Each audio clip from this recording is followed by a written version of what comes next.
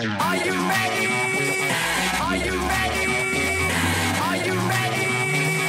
Are you ready? Are you ready? Are you ready? Are you ready? Are you ready? Are you ready? Are you ready? Are you ready? Are you ready? Are you ready? Are you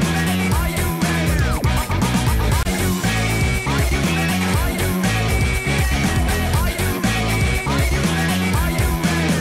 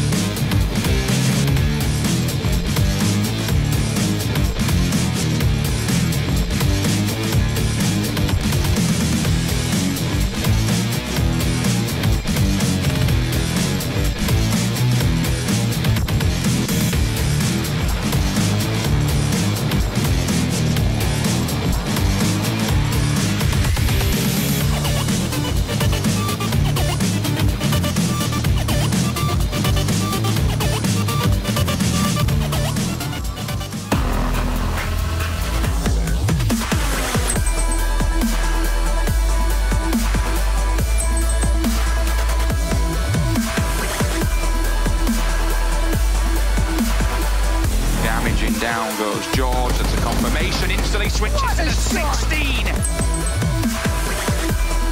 Really could be. Let's see if they go to the engagement. Seeing his squad out. Oh, big shot.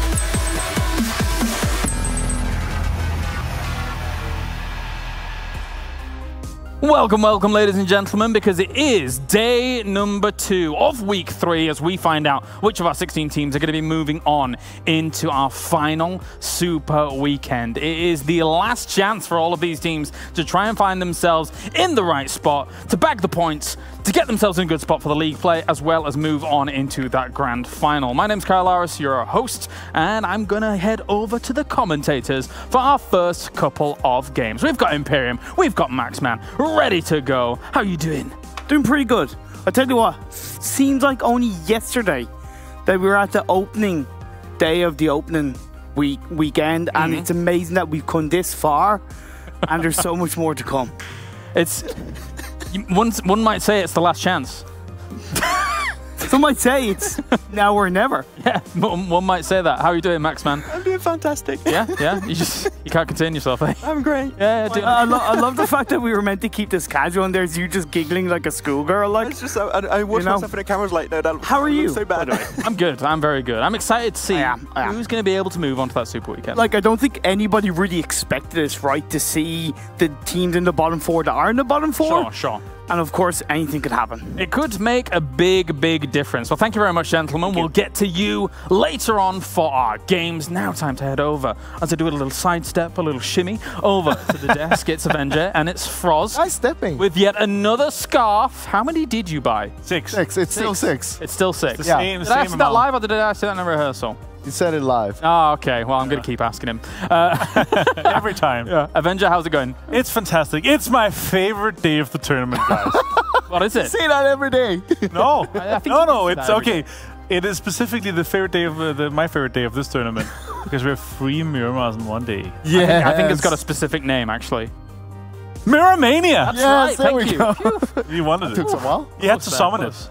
That's right. I was hoping for you to introduce it instead of me having to go crazy. I was giving you the moment. Okay, that's fine. I'm happy for Let's that. take a look at the format, of course, as we do have 2 Super Weekends down. We're into almost our last Super Weekend here, as we've got our second day for week 3 well underway. 16 teams will be qualifying onto that Super Weekend, and right now, it's looking spicy. It's really spicy on the leaderboard. I mean, it comes down to a lot of the teams that have missed out on a Super Weekend or missed 2 even. Yeah. It's doing really good, or they did really good yesterday. And I'm looking forward to see if they're going to continue doing good today. Now's the time to close it out and guarantee their spot into the Super Weekend. And it's kind of interesting because obviously we have 2 teams that haven't been to Super Weekend yet. It would be cool to see them in there and maybe try to contest for that. But there's also some teams that have to get in there, even though they played last Super Weekend. They have to get in there again to guarantee themselves a spot, or to at least to try to contend for a spot, or contest for a spot in the top 16. And how will they get there? They got to get themselves some good old points, also for the chicken dinners and also for the kills. Let's take a look at how all of that breaks down, because it will be 20 points for that chicken dinner if you're able to attain it, if you're able to cook up the lovely chicken. And then we have 11th through 16th, only getting themselves 1 point. We teeter on all the way down from there, and 1 point per kill for us. Depending on what team you are, you might not need those chicken dinners to get yourself towards the top. True. If you're a TSM entity, you just get all the kills and you're going to be in the top. Yeah, to be fair, though, they could have had 2 wins yesterday when you really look at how those games played out, especially that first game, Erangel, that should have been TSM entities. I will say the second place 21 kills was a highlight still for me. It was pretty impressive considering the situation. Yeah. Yes, they should have won the game. They got overconfident. That's fine as well. I'm fine with them getting, a second place, 35 points. Fine as well. I mean, I'm just happy to see how dominant they've been through the Super Weekend, but also coming in here this week as well. And we've seen Jonathan in the top as well. It's like, whoo, it's spicy. That's what it is. It's woo. Ooh, ooh, perfect. All right, let's take a look at how the prize pool shapes up too, because all of these teams are vying for their lion's share of the league play on the left-hand side and then the finals on the right-hand side. So 50,000 for first place for that league play, and then 100,000 for that grand finals, and 10,000 for the MVP. Ooh. Yeah. Technically, you can win yourself 52,000 in the Super Weekend here this weekend. Oh. That's pretty big. Potentially. Potentially. Do you think the winner of our league play is going to be the winner of the third weekend, though? Oh, I don't know. We'll have to wait and see. I don't want to spoil anything. No, we'll see who qualifies. I mean, it's pretty open. And when we're going to be looking at our overall standings now, obviously we looked at it yesterday. Yeah. And if you've been following a little bit, we have some surprises at the bottom. We have some teams that really have to step up today. Udugang is one of them. Yes. So we'll see how they're able to perform and how well they're able to step up because they need to play this last Super Weekend. Well, let's focus on one of our teams that has not had the easiest of times when it comes to our previous weeks and not even been able to really qualify onto some of those Super Weekends. It is Morph Team, and right now, for this previous day, they're sat in 3rd place. That is a big jump up for them in terms of quality and in terms of skill, and they've taken away with them in the past couple of weeks. Must have been something to get to this position. I mean, you can just look at the statistics here. This is from week 2 on the left-hand side, week 3 on the right-hand side, which means yesterday. And look at the performance they had yesterday compared to last week. Only, sure, the damage might not look that much, but in the end, it's all about the kills, of course. That's a lot of points they're gathering. They're literally getting 3 more points per game from just kills itself. But we also saw them yesterday doing a phenomenal job, making sure that they got some placement points on top of that as well. But this kind of performance, this is what we're looking for. This is what we want to see here in PMWL. And it looks like it's time for Morph to step up. Even though they missed out on 2 Super Weekends, they still have the chance to make it to the finals. Interesting statistic, right? So if they continue this if they qualify to the Super Weekend, and if Udugang do not qualify to the Super Weekend, with this performance, they would be 10 points ahead of Udugang in the league standings. If they were to continue these averages. They would qualify for the top 16. If they have this exact same, because they're doing 12.3 points per game, that would put them at 15 games, would put them way ahead of Udugang. But it's very high, right? It's a high amount of kills they're able to get. It's actually 20 points that would be ahead, I think. Let's take a look at how they've been able to stand out. Some of these moments, of course, were during those weeks where they were unable to qualify. However, yesterday we saw glimmers of hope for this team to try and push them on into the grand final. Push them on. Yeah, also, of course, in this game, we saw how they got the clutch there in the end with just about 1 HP, basically 1 shot there, getting that last kill, getting that chicken dinner, and that is so important. That was such an important moment for them. It was fantastic to see, honestly. I was happy for them to, I was happy on behalf of them to see them step up, and also on behalf of their fans, of course, because this is what we wanted to see for them. We wanted to see them step up and to show that they're part and capable of getting into the Super Weekends. I think already now with being in 3rd place and 49 points, I believe they're on, I think they already qualified to the Super Weekend because we were talking about anywhere between 47, which was our week 1, and 59, which are our week 2 qualifying points difference, right? And they guaranteed 4 points today at least. Yeah, guaranteed 4 points, so it would have to be a disaster and it would have to be a very high average of qualifying points. But I think at this point they're already guaranteed to the Super Weekend. We'll see, though. We will see. Let's focus on our 2nd place team from yesterday, U Level Up, because, of course, this is another team that would really want to push themselves onto another Super Weekend. They got them from the previous one, into the previous one, I should say. But yesterday, very impressive results for them to get that 2nd place. Yeah, so impressive. I mean, we saw them they missed out on the 1st Super Weekend, and because of that, they did make it up. They started playing much better in week 2. We saw them getting into the Super Weekend, but look at these stats here. They basically double the damage, and look at the kills. It's almost double. It's more than double. More than double, yeah. That's honestly crazy. That's an insane ratio. And look at the damage. Like, they're getting about the same healing, but they're putting out so much more damage. Yes, it's obviously the games from yesterday, so it's a little bit less amount of games, but still the statistics talks for itself. But also, you level up. They're currently in the 16th place. If they do not qualify, they would basically already have qualified. If they would not have qualified for the Super Weekend, they would not be able to defend that 16th place. True. But I think with this, how it's looking right now, I'm quite sure they're going to be able to get in there. I feel like one of the reasons we're seeing U Level Up actually being this good in this week is because Miramar is one of their best maps. They play it so well, and we see them time after time taking the right decisions when it comes to, should we take the fight or not? Is this the fight to take? Now, on the other maps, sometimes they go a little bit too aggressive. It doesn't really suit them. But yesterday, it was kind of perfect play from them. I love the anchor positions that Shashin obviously often takes, and how he's able to flank and put himself into spots that puts pressure on teams that his teammates are fighting with. And I think that's a really strong skill to have, and that's something that is not valued as high as you might think, but it's an advantage to a team that you're able to really play like that. And I mean, with free Miramar games today, if they keep on playing like they played yesterday, this is gonna be easy for them. Well, I mean, let's be honest, they got a lot of points. They're basically already qualified for Super Weekend. So what they need to do is start figuring out, okay, who do we not want in the Super Weekend? Why I'm saying this is because they're currently sitting on a 16th place. Yeah. So basically what they are playing the for... closest contender. Exactly. Yeah. They want to remove the chances from the other teams from qualifying that is underneath them. Yes. That's mean. Or deny you to gank and take their 15th place. Exactly. They could deny you to gank that is currently sitting 60 points ahead of them in the Super Weekend standings. Yeah. Yeah, we'll just have to see what actually happens, what they go for. But at the same time, you kind of don't want to just focus on these kind of stuff. You need to focus on yourself, of course, improving yourself, but also looking at what are the other teams doing, how are we going to counter that? I mean, we've theorized these kinds of plays, these kinds of moves for literally years when it comes to PUBG Mobile. Like, how are you going to then eliminate people that could potentially threaten you in the next stage? But oftentimes teams just kind of sit back and play their game and try and kind of flex out in the lobby in their normal style, their normally drop spots. It's what happens more often is that you see a fight going down and you recognize the names in the kill feed, and you see that, and then you couple that with, oh, this is the teams that are fighting right now. I'm seeing these knocks, and then you might know their loot spot, and then you couple in that.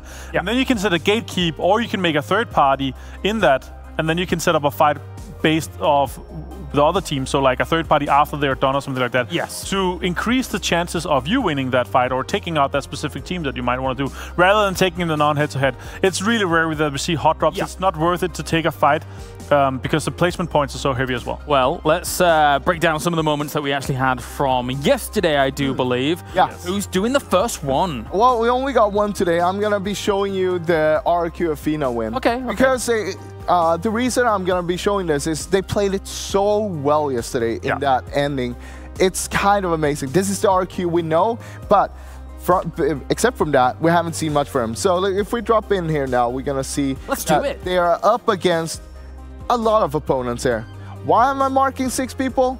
Well, these are the 6 people that they're going to be killing. Yeah. And why is this important? These are 6 out of the 9 kills they got yesterday. And this is basic from one fight.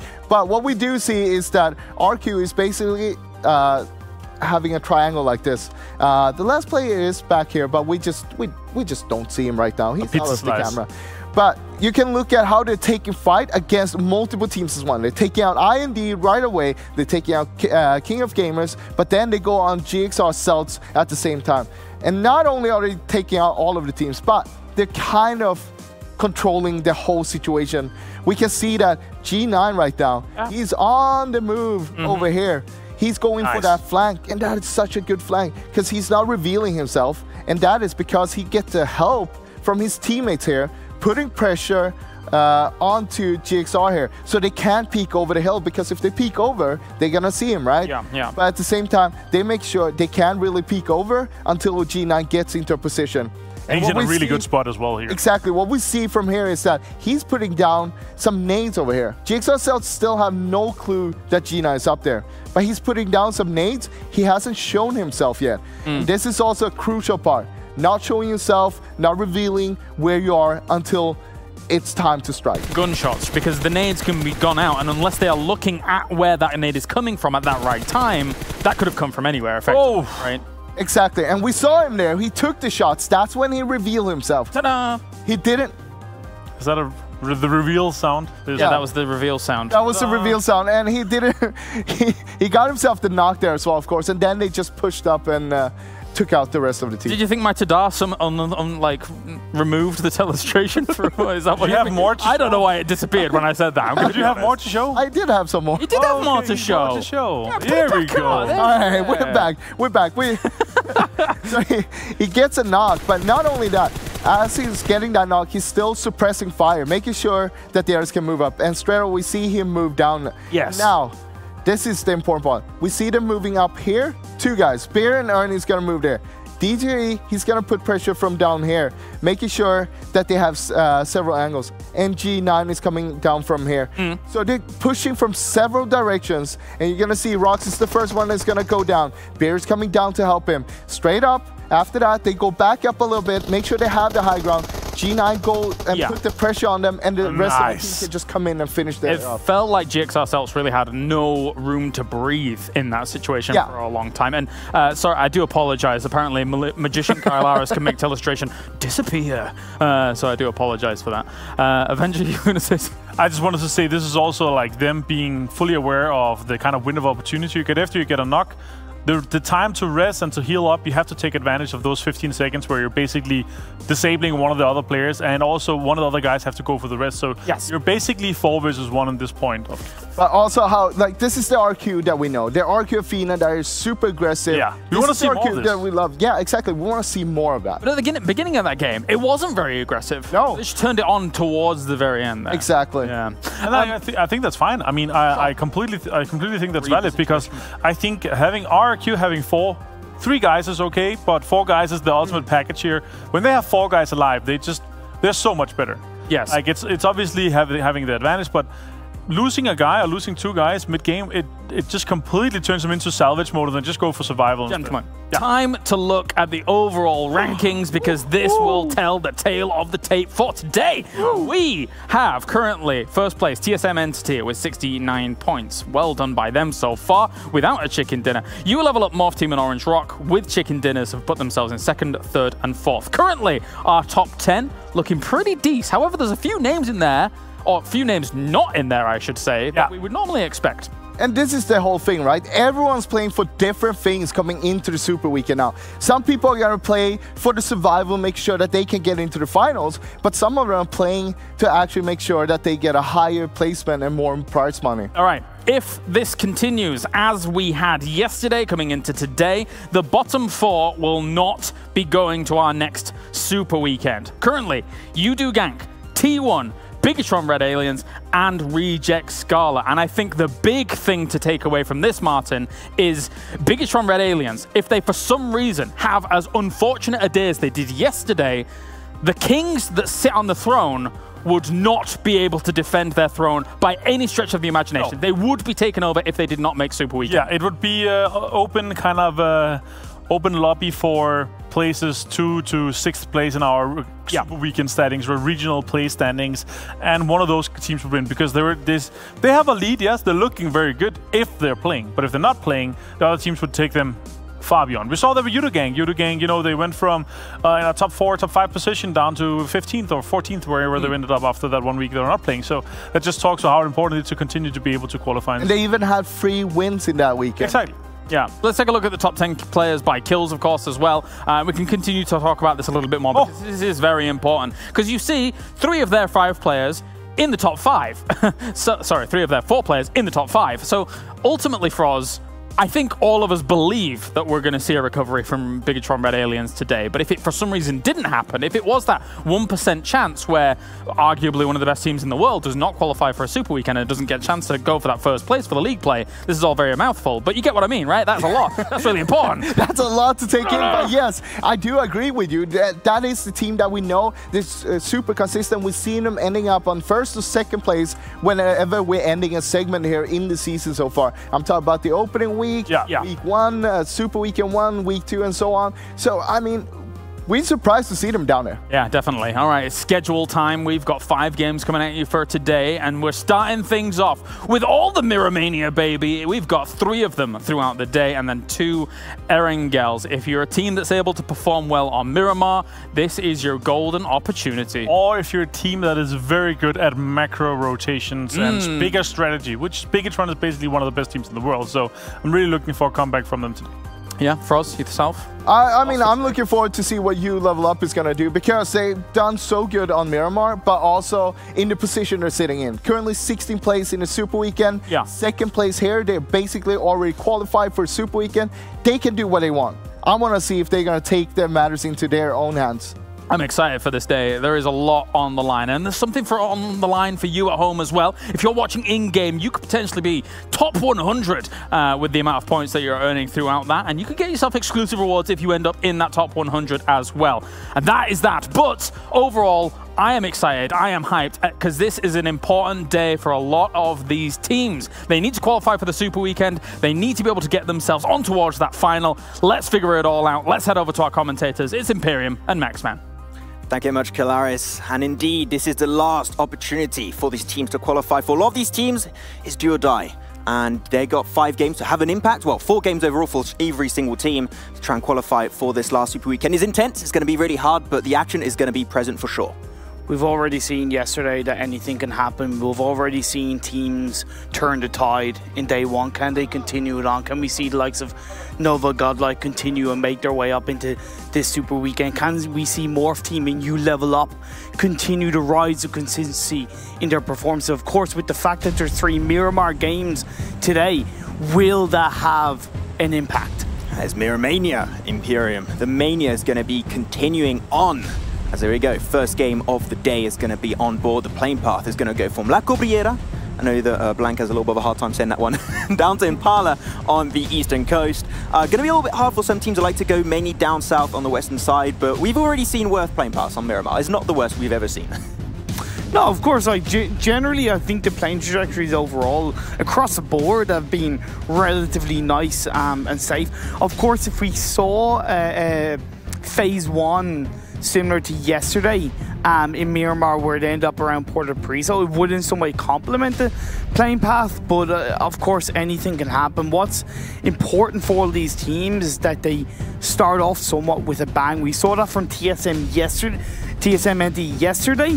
Can they continue that in game 1 and onwards? I mean, TSM Entity, right? They're 38 kills. They are just dominating the leaderboard. Like, in the second team with the most kills is like You Level Up, currently in like second position with 25, and they got such a huge lead. Like, they are so aggressive. It's night and day compared to what we saw TSM at the start, and especially like you know, people say that the best collaboration ever was like in Avengers, but I think the best collaboration ever is Team Soul and also TSM Entity coming together, allowing TSM to qualify and get themselves really, really high. But the circle, not complimentary, was this plane path. Oh, yeah, indeed. It is going to be punished by that plane trajectory, sending a lot of teams basically on the northeastern side of the circle for now. Of course, there is still plenty of space for the teams to rotate into circle. When you look at Udo Gang, they're going to be able to go down through Alpoza. When you look at Reject Scarlet, No Chance Team, Celt, it's going to be pretty easy. Of course, there's a lot of high ground around Chumacera, Minas de Val, Drillera, which can be very heavily utilized in the early parts of the game. I'm surprised you haven't talked about this yet, Imperium, but like normally what you like to say is when the circle does go over on the western side, you like to say, oh, you know, the walls on the side is a little bit like a river and it's going to be shifting away from that. So you can somewhat already start predicting where the circle might go. I think it will go down south of La Driera / Chumacera, at least minimum on phase 2, phase 3 even potentially. So if you want to go between those 2 compounds, it's very safe, and you know that for the first early rotations, you won't have to move too much. Now, of course, as we've 20 teams and 16 are playing, we have 4 teams not partaking in the first game, and of course that's Group B, which is Team IND, King and Gamers, T1 and Synergy. So if you're wondering where they are, they're currently sitting this game out. They'll play the next 4 after that.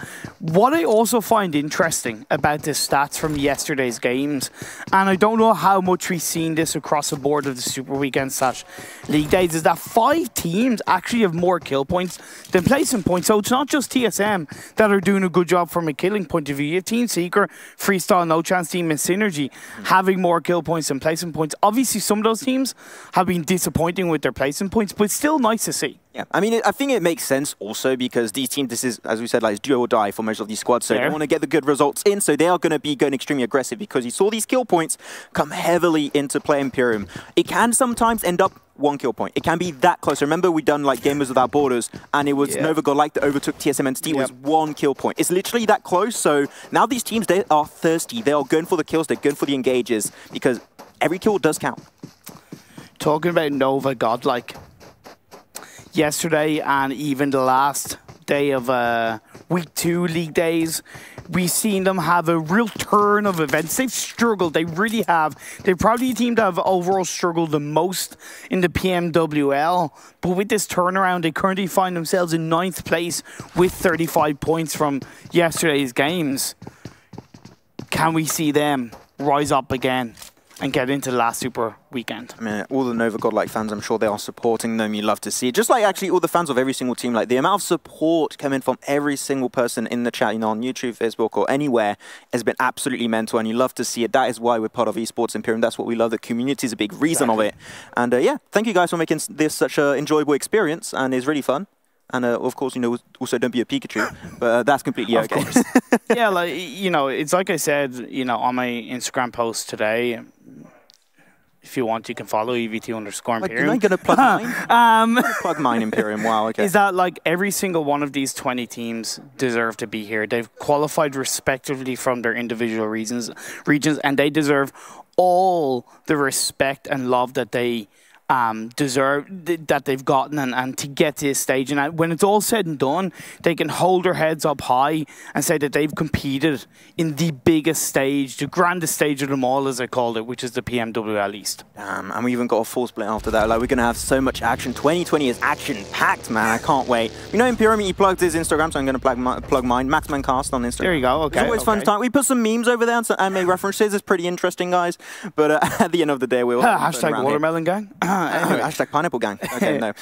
So, kind of, let's as we talked about kind of the overview, how much this is for these teams, let's talk about this individual game, because it's game 1 of 5. So, even though every team needs that strong result, they've also got to take it game by game, right? So, you can't think too far ahead. You've got to be able to react to these kind of circle shifts. You've got to be able to get into strong positions off the back of a harsh phase 1, and that's what we're seeing from the likes of Box Gaming, Megastars, and Morph Team. I mean, Morph Team, a team that did not qualify for the Super Weekends, and they need some good result going into this, and they're a team that they're being proactive. They're like, okay, this is our final chance, even though they're already pretty comfortable, currently standing in 3rd position overall, but I think they just want to have a little bit of a statement in this game, show we are not the same Morph Team at the start of this tournament. We are a different Morph Team. We are coming for you to take your points away and potentially just sneak their way past and maybe get themselves in top 16 in the Super Weekend, because that's what you're aiming for at the end of the day. Top 16 on this next Super Weekend to go to the League Finals. You Level Up are getting pretty close to Team Seeker on the rotation. TSM landed in Hacienda. They actually made their way up northwards, not worrying about that phase 1 circle. But You Level Up are kind of a little bit split rotating. I think they will be avoided. Winter will be able to go past. It's just a little bit of information for TSM. But we also know how much TSM love their early game kills. They do love them indeed, but I think that it's just that You Level Up, they don't expect a team to be here. If this was me playing also, I'd be like, no one really stands around here and like peek those areas. But at least they're doing something very smart. They're going on the northern side of the hilltop to make sure that they can't get scouted from the south, as you like to see, because TSM could potentially be over there. So I like the fact that You Level Up are being very calculated, which you like to see in like overall in the eastern region. So at the end, it's just very nice and calculated, very slow paced. And I also love the fact that TSM are kind of responding by rotating a little bit quicker in my eyes and going, okay, we want to get ahead of You Level Up so we can possibly take them out on the edge of the circle, which will be the northern side.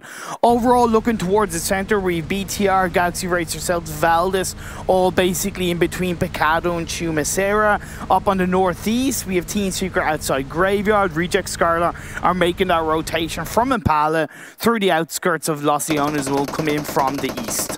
That's going to be Valdez the Murder, getting a lot of information onto Celt. Armjo will get the initial knockdown onto Rox, and I think that Rox was alone in that position directly, and that is indeed the case. You can see the entirety of Valdez just forcing together and come in as a squad to get rid of Rox. Going for the kill confirmed, their very first kill of this game. Nicely done. They tried to scout a little bit of information as Galaxy Racer Celts, but unfortunately when the team just dies you so quickly, you just can't move away in time, and that was going to be Rox taken out.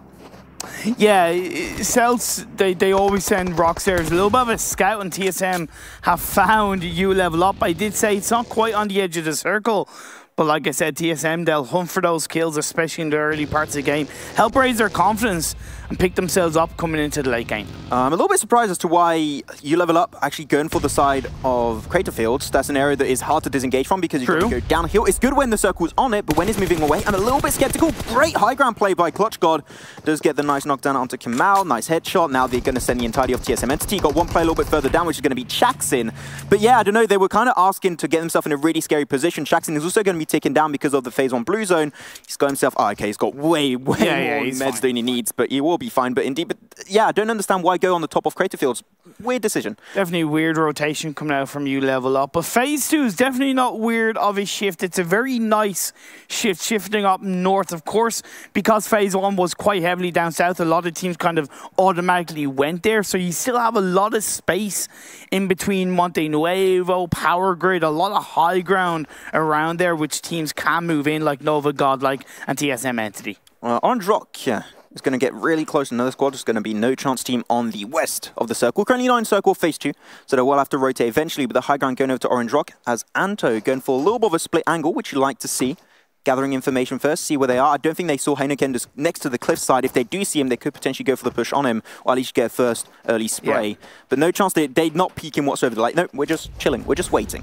And Orange Rock, they had a pretty solid first day. Oh, chicken dinner. Chicken dinner, 48 points, average of 12 points per game. But I will caveat that by saying 32 of those points were in one game. So I would like to see maybe a little bit more consistency, like the likes of Morph and U-Level Up had. But either way, it was still nice to see Orange Rock back on the chicken dinner board. Yeah, we want to see them hit them averages per game, as Valdez took a fight a little bit versus that was Celts. Galaxy versus Celts earlier. Got himself Rocks. Now looking for Bigatron.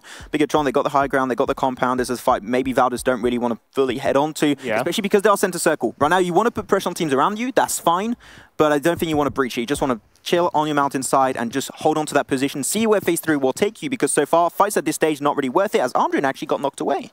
Yeah, true, but that's where it's also important for BTR, because they've got to look basically all 360 degrees around them. I know there's a lot of dips and caveats around, but even look, you have Megastars behind them, you have Morph there by Chumiseri. Even Galaxy Racer Celts and Nova Godlike could spot them from a distance, so we'll see how that pans out. Just to keep you guys informed also of the fight that we had with TSM Entity and U-Level Up. U-Level Up remain as a two-man team. You still have Traxin, you still have Yoxian, are currently running into the circle, so they still remain as a two-man squad. Still unfortunate event, but the NTSM lucky to get 2 kills right there, so nicely done from them.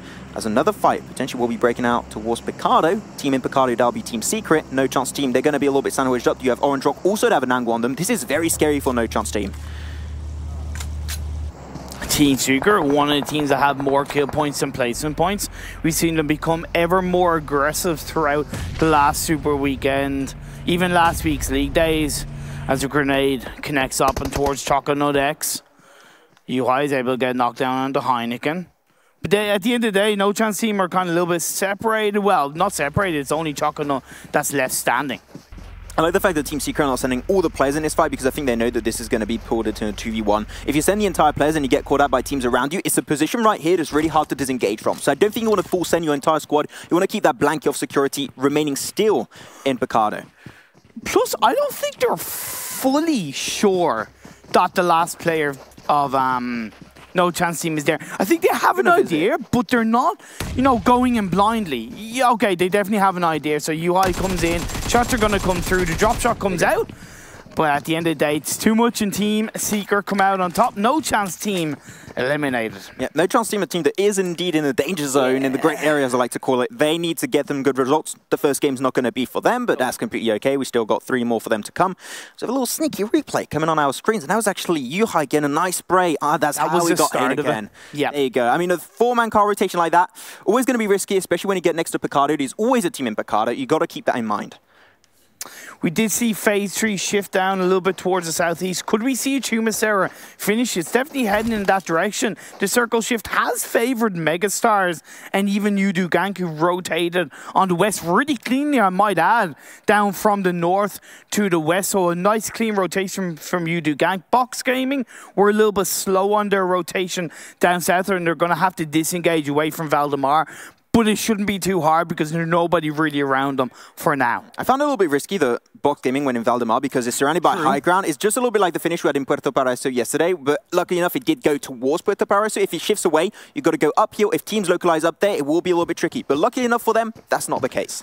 I agree. I definitely agree. What I do find worrisome is a little bit for Freestyle, who are coming in behind Reject Scarlet. Now, Reject Scarlet, they had, in my eyes, one of the worst days that we've seen from teams. 5 points, but what was worse was that it was 0 kills, and that's always going to hurt a team. But now Orange Rock Mavi going to do a little bit of scouting and get called out by Celts. That's scouting gone wrong right there. You got to send a player. At least only lose one player. You know what? You got to see the bright side of life. You only lose one. Now they're going to know that one team's here. It's also what goes around comes around, because it happened with Rocks. Oh, true. He got called out. Okay. And now you know what I mean. It's like a Pokemon card exchange. Hey, there, you give us one Rocks and we'll take the other player. Perfectly done. Nice trade. Nice and balanced as everything should be. Was it a shiny Pokemon trade though? No, we're not talking about ginger people. Okay. Okay. I don't know where you got that from, but anyway, what do you think of this? Player from Morph Team on that very high ground of the I don't even know what you call it. The tower thingy. Tower thingy. Tower thingy. Yes, he's going to see Sarah before he goes. Oh, he's not going to go for the shot. Doesn't want to, because the thing is, right, the tower thingy is easily scouted, right? If you know the one player's there, they're going to hold the angle, and there's no way that he's going to disengage. He's going to go down. As they see it right now, a few shots coming out from the mountaintop by another squad around them. Not sure who really is the team taking the shots on them. But you got a lot of mountaintops around this area, and that's why you don't want to give your information away. No Mercy now down to mid-health, and he has to hide behind those two little pylons. It's actually freestyle. Yeah. They got himself in circle as Reject Scarlet actually pushed into the compound. You were a little bit worried they could push in over, but now they got the high ground. They could pick up an easy kill maybe here. Of course, it depends on where this next circle does come in, because we are coming into phase 4. We still have 15 teams, 55 players. Of course, that's kind of normal for Miramar. It tends to be a little bit more slow paced. What I do love is that TSM Entity have gotten them a little bit more into the north side of the circle, which means now as it shifts in towards Chumaseri, they don't have too far to go, but with Valdez and BTR around them, it's going to get a little bit tricky for TSM. I'm really scared also for Box Gaming and Freestyle. They're going to have to go like downhill into Chumasera itself. What they could also try and do is wrap around on the side. It could be a valid option. Go just on the outskirts of the hills where you won't get really detected by teams in Chumasera itself. So interested to see how these teams will play around this. But Urali, I think he saw a pixel there of No Mercy, but just unfortunately can't quite get the shot. But yeah, I don't know why a person would want to put themselves on that pylon there. I find it so weird of an idea. I suppose it's the same principle of having a scout, right? It's the same principle. Yeah, but it's a scout that can't move. And he's not, the thing is, right, I believe he's like barely out of circle, so he's going to have to go down. And Reject Scarlet just going to have to barely move in, so they could just hold the angle. They know exactly where he is. But now as RQ come in from the west, they've been able to avoid the likes of Megastars and Udo ganking ahead, but it's not out of the woods just yet, because Udo, they have the high ground over RQ for now. Freestyle moving in. You know what? They went for a little bit of a interesting approach. They went a little bit around on the side because they knew the Reject Scarlet were localized up directly from their position in to Chumasera. They're going to get their very first encounters. And No Mercy got knocked with the grenade on there you go. It was short. You just can't move. Don't put yourself in a position of which you can't rotate from. You never do that. If you do that, of course, teams are easily going to get rid of you. Or at least don't leave it so late to disengage away. But it is what it is. It was what it was. Yeah. We'll just keep on going with this game. Freestyle have been able to get some work to get into circle, but Box Gaming are kind of coming in behind them on the high ground. So that's something they'll have to be aware of. You do on the RQ, something which I thought might happen as they've gotten a knockdown on the beer. They're slowly pushing in. Here it is. Box going to go downhill, but actually away from the position of Freestyle, so they won't get a straight-on face encounter. But it's still not in the circle just yet. Again, they're slowly and surely. Reject Scarlet might be taking a big fight. Some shots will be taken. Urali will get the initial knockdown down to break of Box Gaming. But that's all they shall get for the time being. Reject Scarlet, do they want to convert this knockdown into an entire team kill, or do they want to just take it a little bit slower and wait for them to have to push in circle? Well, based off yesterday, they won't do it, but if they're learning from yesterday's mistakes, they will want to be more aggressive. They'll want to close out the knocks, take those kills away, take the bodies off the lobby. I think they should wait because currently they're not in circle. They're slowly pushing over. Really good use of utility from Box Gaming. And Reject Scarlet, they've got to try and respond accordingly. It is a 3v4. We do have to remind that Sarah was taken down earlier. With Box, they're going to go for the car aggression. They need to push on forward into the compound, into the building. Held by Reject Scarlet. 4v3 fight will indeed be coming out. Loki put extremely low already. Followed up was also Break. But here it is. They get the knock onto Lufa of Reject Scarlet. Now he's turned into a 4v2. Ladies and gentlemen, Box Gaming looking strong. They get one. They get a second knockdown too. Reject Scarlet maybe coming out on top, as leaving Yurili alone, but that's going to be just too much for them to deal with. Box Gaming will remain alive as they push on Reject Scarlet. And this is where Freestyle needs to look to take advantage of this and third party and take down Box Gaming, but they're being back to their passive selves, holding on to the southern tip of the circle. The Blue Zone's closing in. Actually, no, just to say that Kashuf is able to take down actually a member of You Level Up as opposed to a member of Box Gaming, but either way, opportunistic push and opportunistic kill comes in the hands of Freestyle. Yeah, this push could work out for them if they still have the two other players that they had earlier that they lost to TSM Entity. Unfortunately, that man disadvantage is not going to make it easy to go downhill into a compound that's held by 3-4 teams down south, making it really tricky for them. He's going to have to think, goes for Malik, goes for the spray, but Kashuf will say, nah, you're not going to get away with that one. 3 kills so far for Freestyle, looking strong in this game, I do have to say. Yeah, we're down to 12 teams. The next circle did center up quite nicely on the northern edge of Chumasera. Morph team, even though they lost one member on that was on top of the tower, they still have 2 up, which is Dykesy and I believe I forget exactly who it is, but either way, but they're separated. So Yudu Gank are coming in onto that member of Morph team, which of course is going to put them under pressure. But the battle between TSM and BTR, which I thought might come in to the fold, is now starting to kick off. This is a fight. Do you want to keep your eyes sprayed open for Beatron Red Aliens versus TSM Entity? Grenade will come out, bounce a little bit. But you've got Team Secret from the low ground, getting a little bit of an angle potentially on this squad. They can look for third party if they really want to, but Neo pushing really far forward. He's ruining the Golden Mirado, no! But Jonathan also following suit, which is very risky indeed. Definitely think that's a little bit weird rotation from the members of TSM Entity. Of course, the high ground is coming into the advantage of BTR. You do have Team Secret, which could come in for a third party, but they're kind of sitting on their own side. They're looking in the direction of Valdez. I'm not against the rotation of TSM Entity because they have to go for some aggressive pushes. Maybe it could have been a little bit more synergistically played around, but at the end of the day, they have to push into the circle. An angle held by Zuxi, many 14 shots coming towards Ernie and D2E of RQ Athena. They got the cars as protection, taking a few shots as they fight back, but now Valdez the Murder, we saw them in a kill feed, getting the knock onto Z-God, I do believe.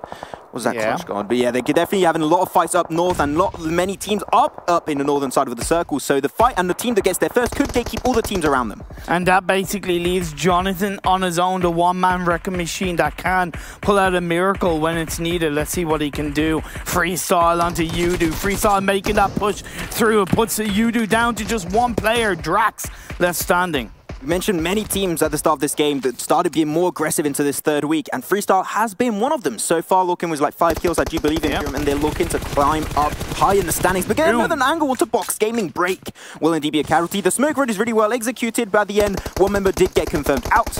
But Malik, no. Oh, no! Drax coming out with a third. Oh my god, the re-engage from the backside. They just didn't expect you to gank Drax to be around the corner. That's 1 kill for them, but now they have information Drax around the corner.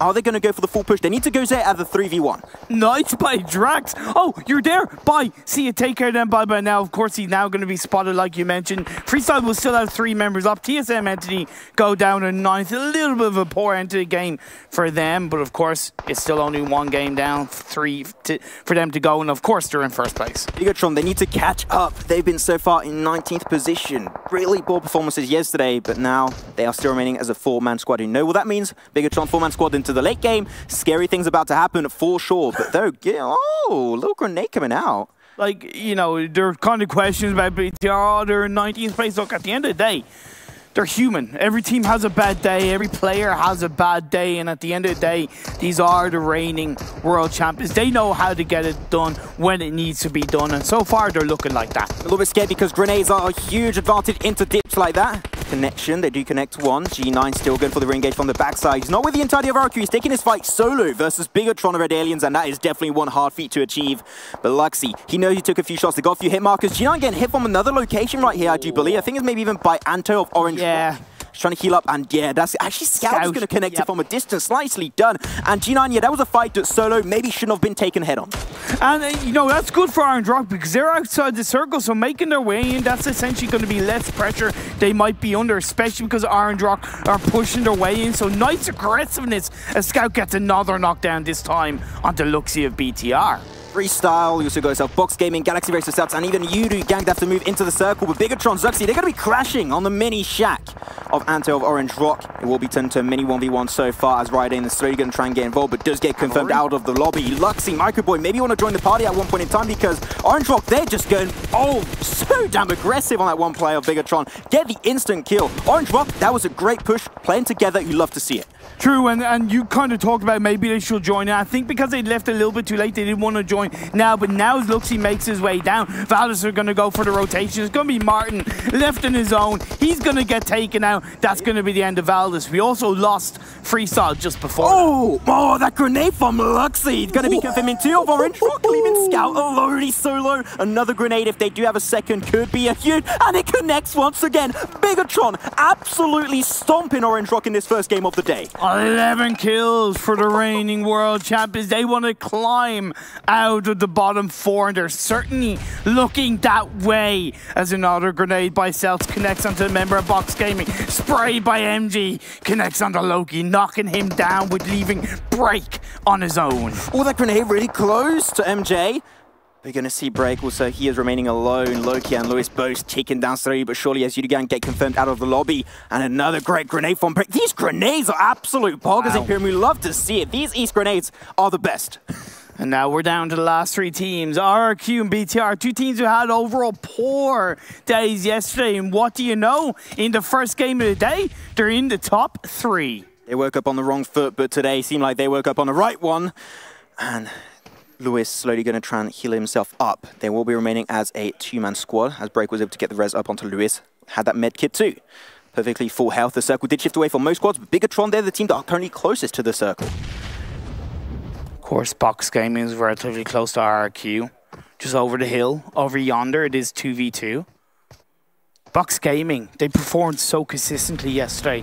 6th place with 43 points in 4 games was a very solid day for them, and they're continuing it on as Louis pushes himself forward, looks to take on D2E and knocks him down, but Ernie claps back. Where is Break? That was a little bit of discoordination from Box Gaming in my eyes, which means a revive is going to come out. Yeah, they only got 2 seconds, 1 second. Now the blue zone is going to be pushing on forward. If D2E take any damage from that blue zone, it will be a little bit too late. It's going to be a close call for sure, but grenade going to be cooked up by Break. We're going to have another clutch grenade. As I said, that the plays are going to confirm the kill onto D2E. And now grenade comes out, gets a little bit of damage down onto D2E, and he will indeed go for the kill confirmed. Now down to a 1v1 between Ernie and Break of RRQ Athena and Box Gaming respectively. But Bigatron, they saw the amount of players remaining in this lobby. They're pushing their nose to 2v1v1. They've actually pushed kind of wrapping around to actually go outside the circle. BTR are back, baby! But Luxy is going to have to prone his way down because Break is responding very well. The blue zone's closing in. The only person inside the circle, I believe, is just about Luxy. But Luxy finds last player of RQ. 12 kills, and they're looking for the 13th. They will get it indeed. 13 kills for Bigatron coming out back on top. If their dad comes in right now, they can say, son, are you winning? Yes, dad, I'm winning PUBG Mobile World League. Like, it's just, this is why you don't disregard the world champions, right? You know, it was a great surprise in some way to see them at the bottom of the standings yesterday, but game 1, they come out with a chicken dinner with those amount of kills. God damn it. That was a great performance from Bigatron indeed, and you know what? We're going to break it all over on the desk.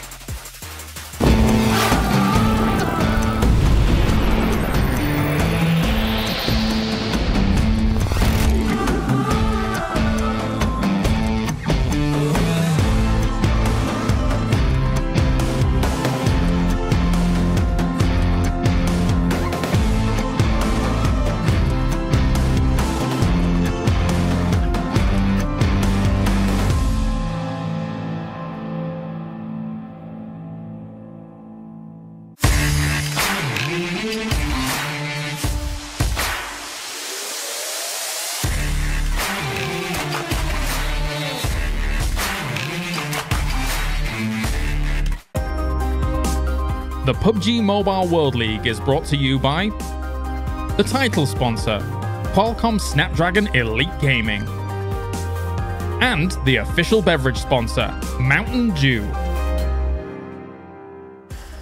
That's right, as if anybody were to doubt Biggitron Red Aliens, they start off the day with the previous day's results firmly in their mirrors. They are well away from what happened yesterday already, with a chicken dinner as well as plenty of kills to boot for our first Miramar. Avenger, Frost joining me here. That was just Biggitron things, I suppose. Just Biggitron things. I mean, yesterday they did only get 17 points with 7 kills though, and now they doubled that quite easily. Straight away. I will say though, I'm kind of sad for Orange Rock because I think if they did not kill G9 there, he would have put so much pressure and maybe needed a few more times for Biggitron to maybe have gotten a few knocks, and that would enable Orange Rock to completely defend that in a whole different way. So that would have turned out differently, but obviously that is not something you think of. You think of the 1 point laying there for free, right? So I mean, the Orange Rock move into that circle, whilst we take a look at the points coming in here from this game, that move itself looks fantastic, and it really felt like the only thing that could trump them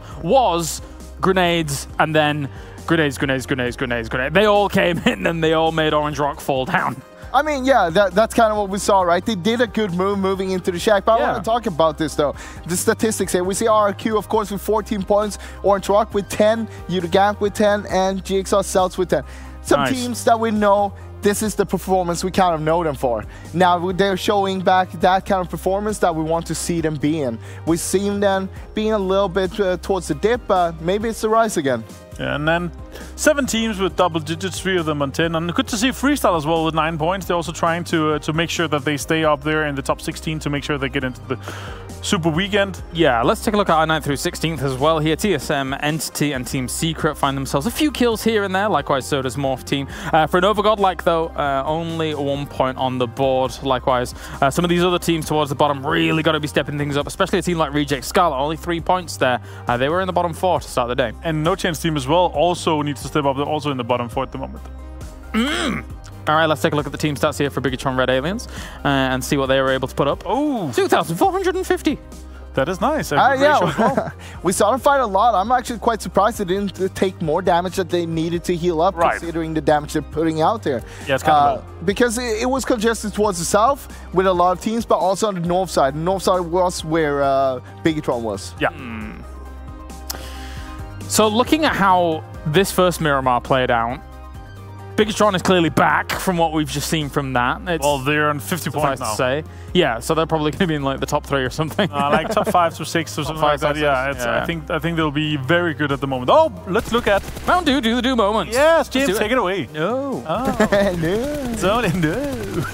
No, overall some really good plays and some situations. This is one of them, like going out to the blue and fighting the blue and finishing that off. That spray from Yuhai though, that was nice.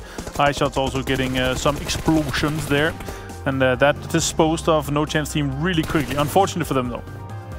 I'm looking at the statistics a little bit from this game. And it's so top heavy right now from the last game there. Right. But it also comes down to a lot of the teams that didn't do good yesterday. It's doing pretty decent now. So it's like, what is going to happen today? It's going to be super interesting to see. You can clearly see that a lot of teams are fighting for the survival right now. Right. Because they know if they don't make it to Super Weekend, this might be the last day they're playing in Season 0 here. That's a very good point. That's a very good point. Obviously, everybody right now has to be hungry, has to be motivated to try and get themselves on to those next couple of days. Here's Lux being able to get a pretty decent spray down on towards Neo as well. Wait, is that the Golden Marauder I see? The Golden Marauder. No, but the thing is, so every point will matter. We saw that, for example, on Orange Rock, you were saying if they didn't take out G9, for example. Right. But in their eyes, it's 1 point. That 1 point could be the difference between making it to Super Weekend or not making it. And they need to make it. All right, potentially just looking at it, because Reject Scarlet played 5 games, right? Yeah. They don't qualify. They have 187 points. And if Freestyle qualify and have similar performance to what they had, they will actually take them over and put Reject Scarlet into the danger zone of the playing in the league final. So they really need to make sure they are. Yes, they are in the 13th place, but it's really close.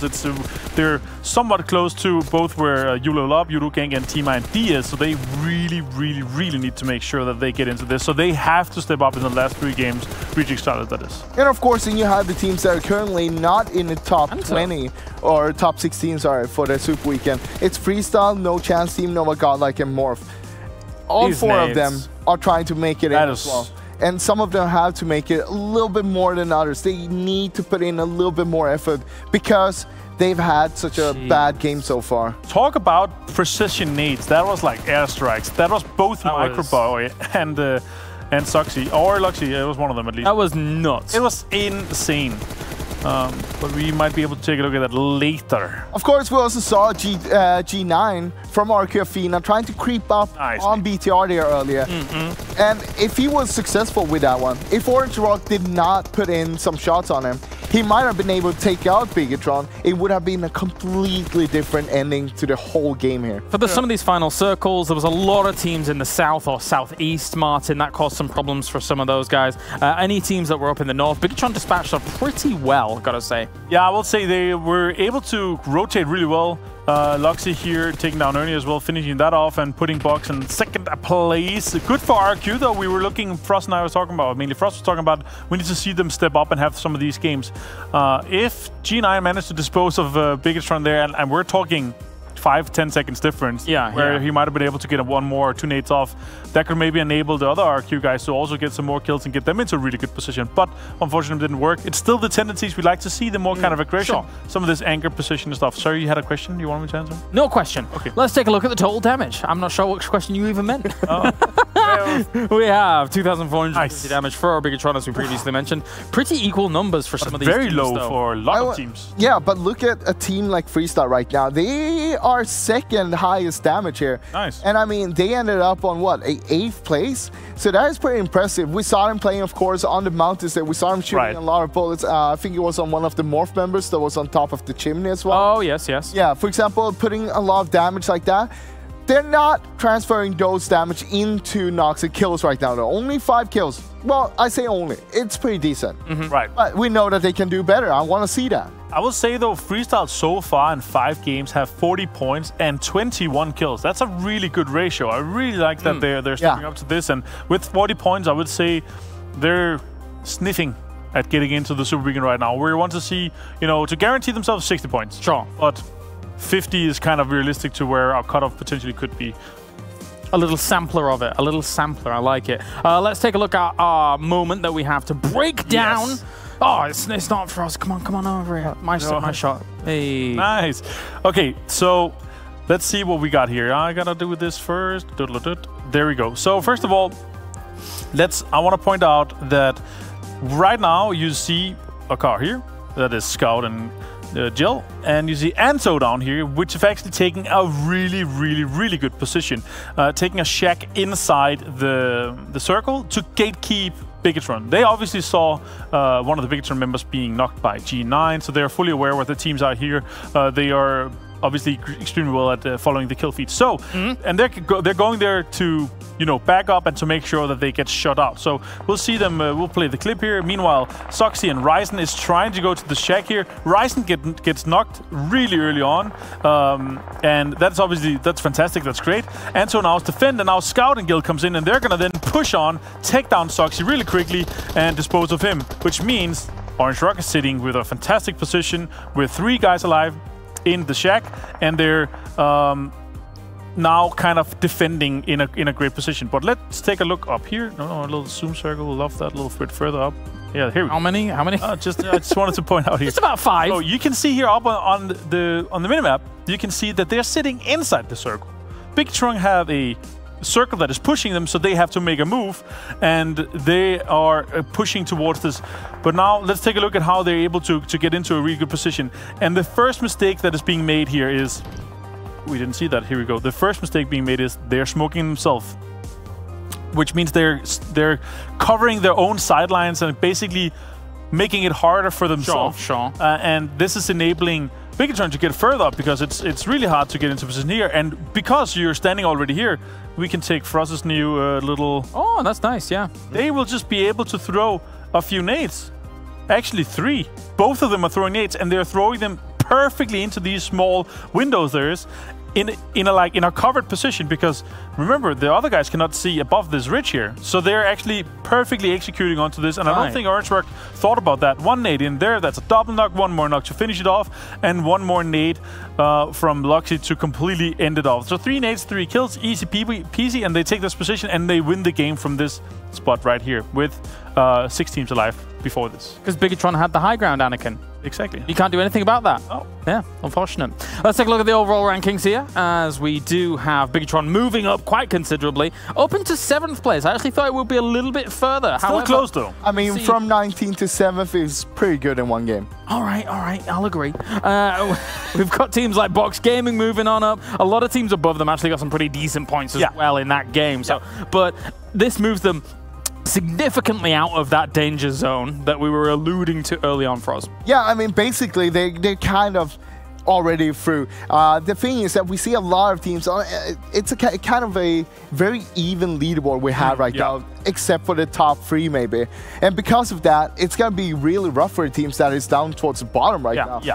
With that, they're going to have to work so hard to get through on top to the top 16, but also you can see that those teams, it's so close. From 11th down to what? 16th is right now 8 points. And no one is safe down there. Right. But look at the bottom 4. They are 7 points and more behind 16th right now. It's looking rough for No Chance Team, Synergy. Especially Reject T1 and Reject Scarlet. Reject Scarlet, they need to qualify. They are in a really, really rough spot if they don't make it in there. Like, it's going to be super hard for them. I would say Synergy is safe. They have 241 points. I don't think that the teams that are only played 1 week and are able to pass them, no. So I think Synergy is safe in no regard, so they could still go to the league finals without being in this super weekend here. But it'll still be nice to be in there because they could potentially get a better price of the bigger share of the prize pool as well. Right. Well, of course, here currently for the PMWL East it is season 0. However, in game it's season 14. Let's take a closer look at the Royal Pass.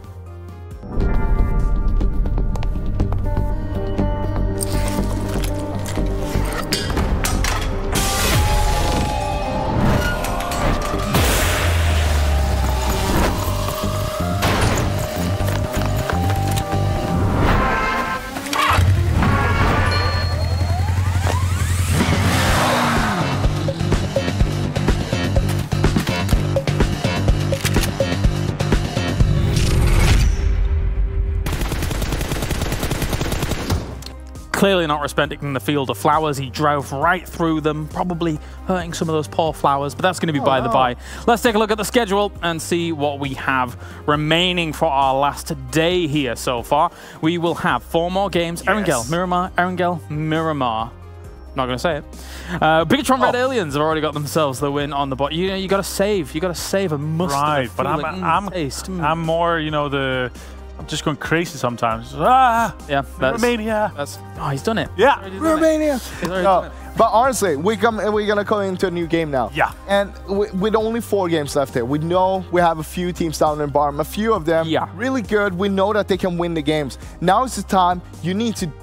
It's now or never. You gotta do it right now. You gotta go for the win. You can't stop playing passive. Yeah. You gotta be super aggressive. And you gotta go for every fight you can, honestly. Yeah, indeed. I ain't gonna live forever. Now or never? Yeah. Now or never. Let's go to the commentators. We are bringing on our next Erangel here. Imperium Maxman, take it away. Well, Frost said it's now or never. What? It's now or never on our shirt? Yes, this is a game 2 of the last league day of the PMWL East. We saw a rise back with BTR. What will happen in game 2? Well, I have to see, man. I mean, I'm really happy with Bigatron being able to, after a little bit of a lower day yesterday, able to finally come back into the standings. It's really nice to see. But the teams have started being aggressive. You know, seeing Freestar going aggressive once again. I know, right? You love to see, because these are teams that need to put statements in PMWL. And this was just like yesterday and today so far. They're looking really aggressive, and you love to see it. Hopefully, in the next 3 games that they play, they'll be able to continue that. Definitely. Of course, as it is game 2, we do have Group D sitting things out, which includes Team Seeker, Reject Scarlet, RRQ, and TSM. Playing path is pretty central on the map. Once again, nice and easy, going from west-east, Max. I'm always happy as long as it's not a southern plane path once again. I'm completely okay with it because we saw way too many of those. But yeah, most teams will be able to get stuff under control. I'm intrigued to see if we're going to see TSM Entity, but no, actually they're not in the lobby this time around. This time I've got to think about it. But if them teams will go for their main drop-in locations because of this plane path, it's intriguing to see because this plane path actually allows you to get to every location. So teams could get under control their main primary drop-in locations. So it should be pretty easy for these squads. From what I can see, TSM are yet to drop, so it seems to be you level up a Morph team heading towards George Paul. Nova Godlike are choosing not to.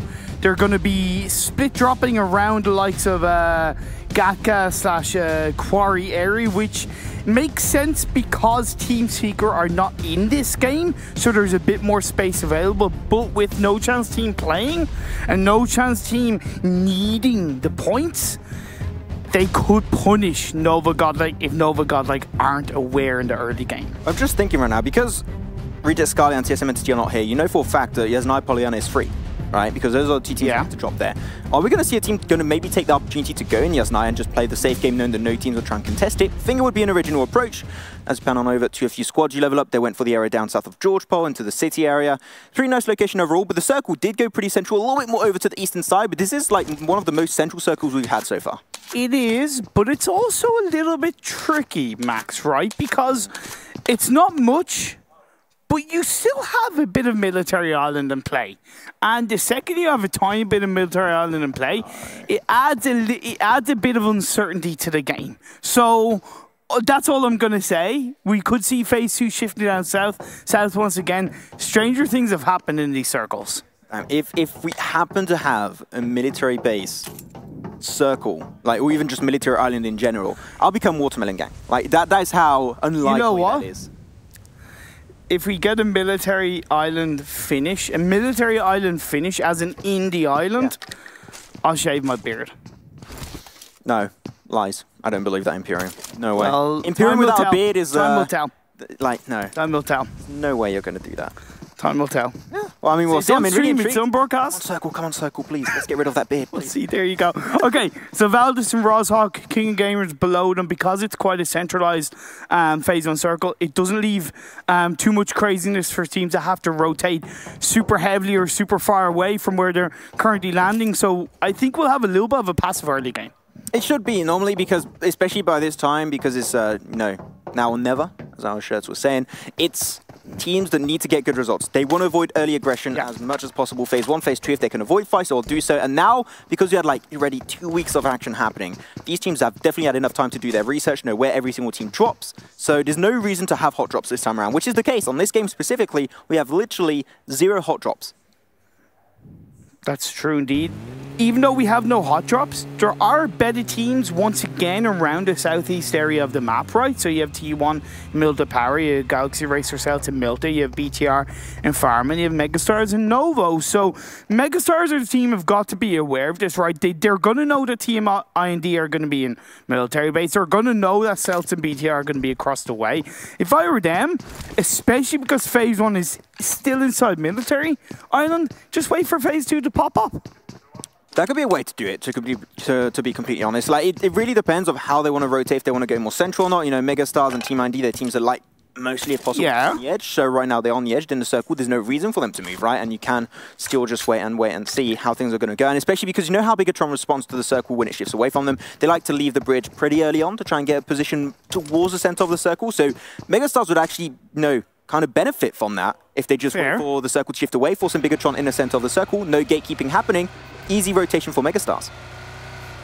I like the fact that Nova Godlike have a bit of a 2-1-1 split for now, with 2 members actually heading to the north of Pachinki, which is an area that they're going to be aware of that might be the likes of Arendrock, King of Gamers and Valdis. Now what's important is that they have the full squad there, so that they can hold on and defend their compound, which is pretty strong in this Phase 1, away from any other team, and create that space.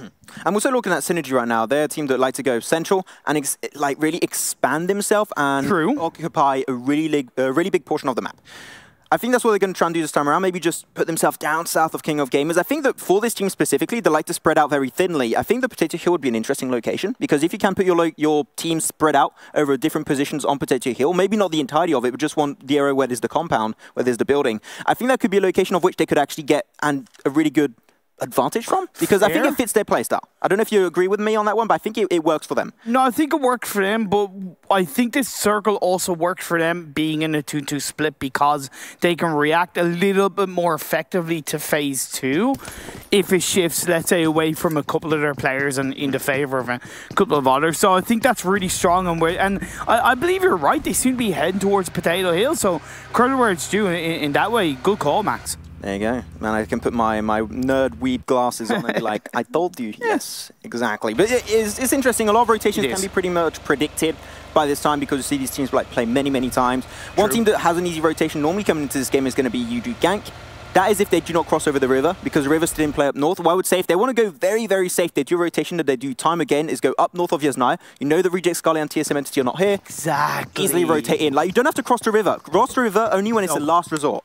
Well, they can cross the river by Yasnaya, but because I get what you're saying. Exactly. You're once again you're bang on. I was just thinking that as you were talking about you do. But as we look at Orange Rock, they have a bit of a 2-2 split with two members in basically Watertown, and the other two members of their team in between Pachinki and School. But of course, Nova are also around there, and Nova are up as a full squad. They are on top of the roof, overlooking, getting a little bit of information. This could get very interesting between these two Indian teams. Yeah, by this time, they just want to take a few shots on each other. If they do scout each other and just make sure that they don't push, I think the Orange Rock definitely they do not want to, after the game that they had earlier where they got a little bit too aggressive maybe. So I think they might just chill, calm down a little bit and not go just full send it very early on, especially on phase 1 that I said that now we are expecting these teams to be a lot more passive on the long run. Really commend Morph Team's rotation. Compared to you level up, both these teams dropped in George Paul area. Morph Team are rotating a lot quicker into the circle, being aware that one Team Seeker obviously aren't playing, so there could be that area free.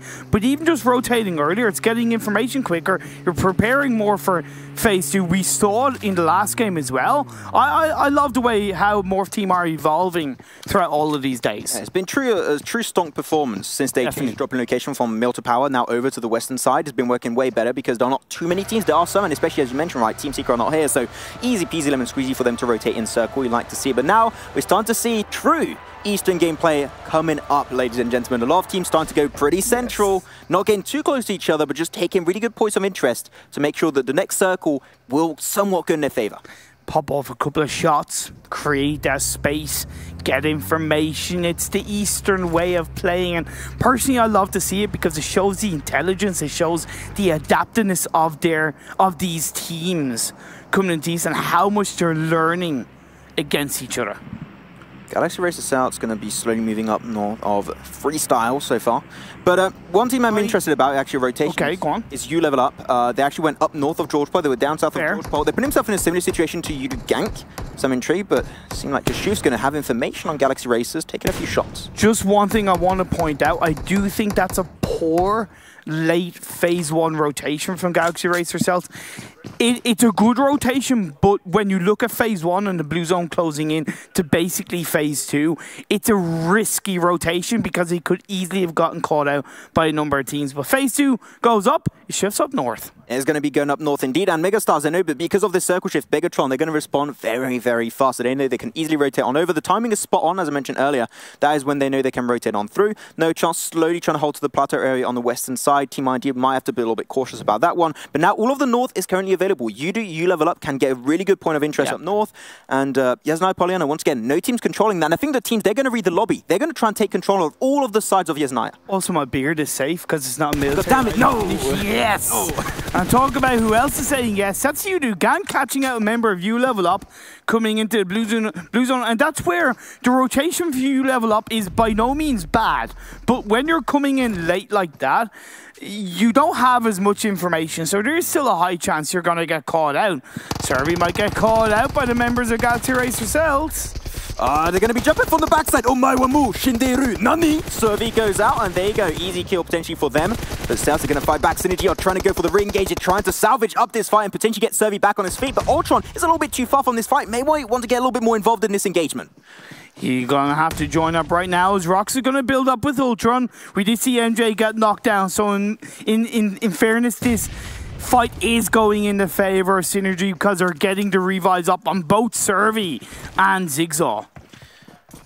Smokes will be coming out. The grenade that was dangerously close to both Zigzaw and Ted. You do have to mention that. But Survey was able to get res back up. Now it's back to a 4v4 fight. I'm surprised no one actually died in the initial engage right here, Imperium. But MJ a little above an angle. Survey's so low. But those grenades not going to get no knockdowns. Ultron, I would say if you can get an angle behind the wall and slowly push towards Zigzaw on the side, that could create a nice little point of pressure to engage on the entire team of Synergy. Well, what's worrisome about Celts is that I believe Box Gaming have eyes on them from the hills in the distance. That's why Ultron prone his way down so quickly as the smokes are being thrown out. The members of Synergy have that UAS, which is protecting them on the side as they use that wall as a defensive play.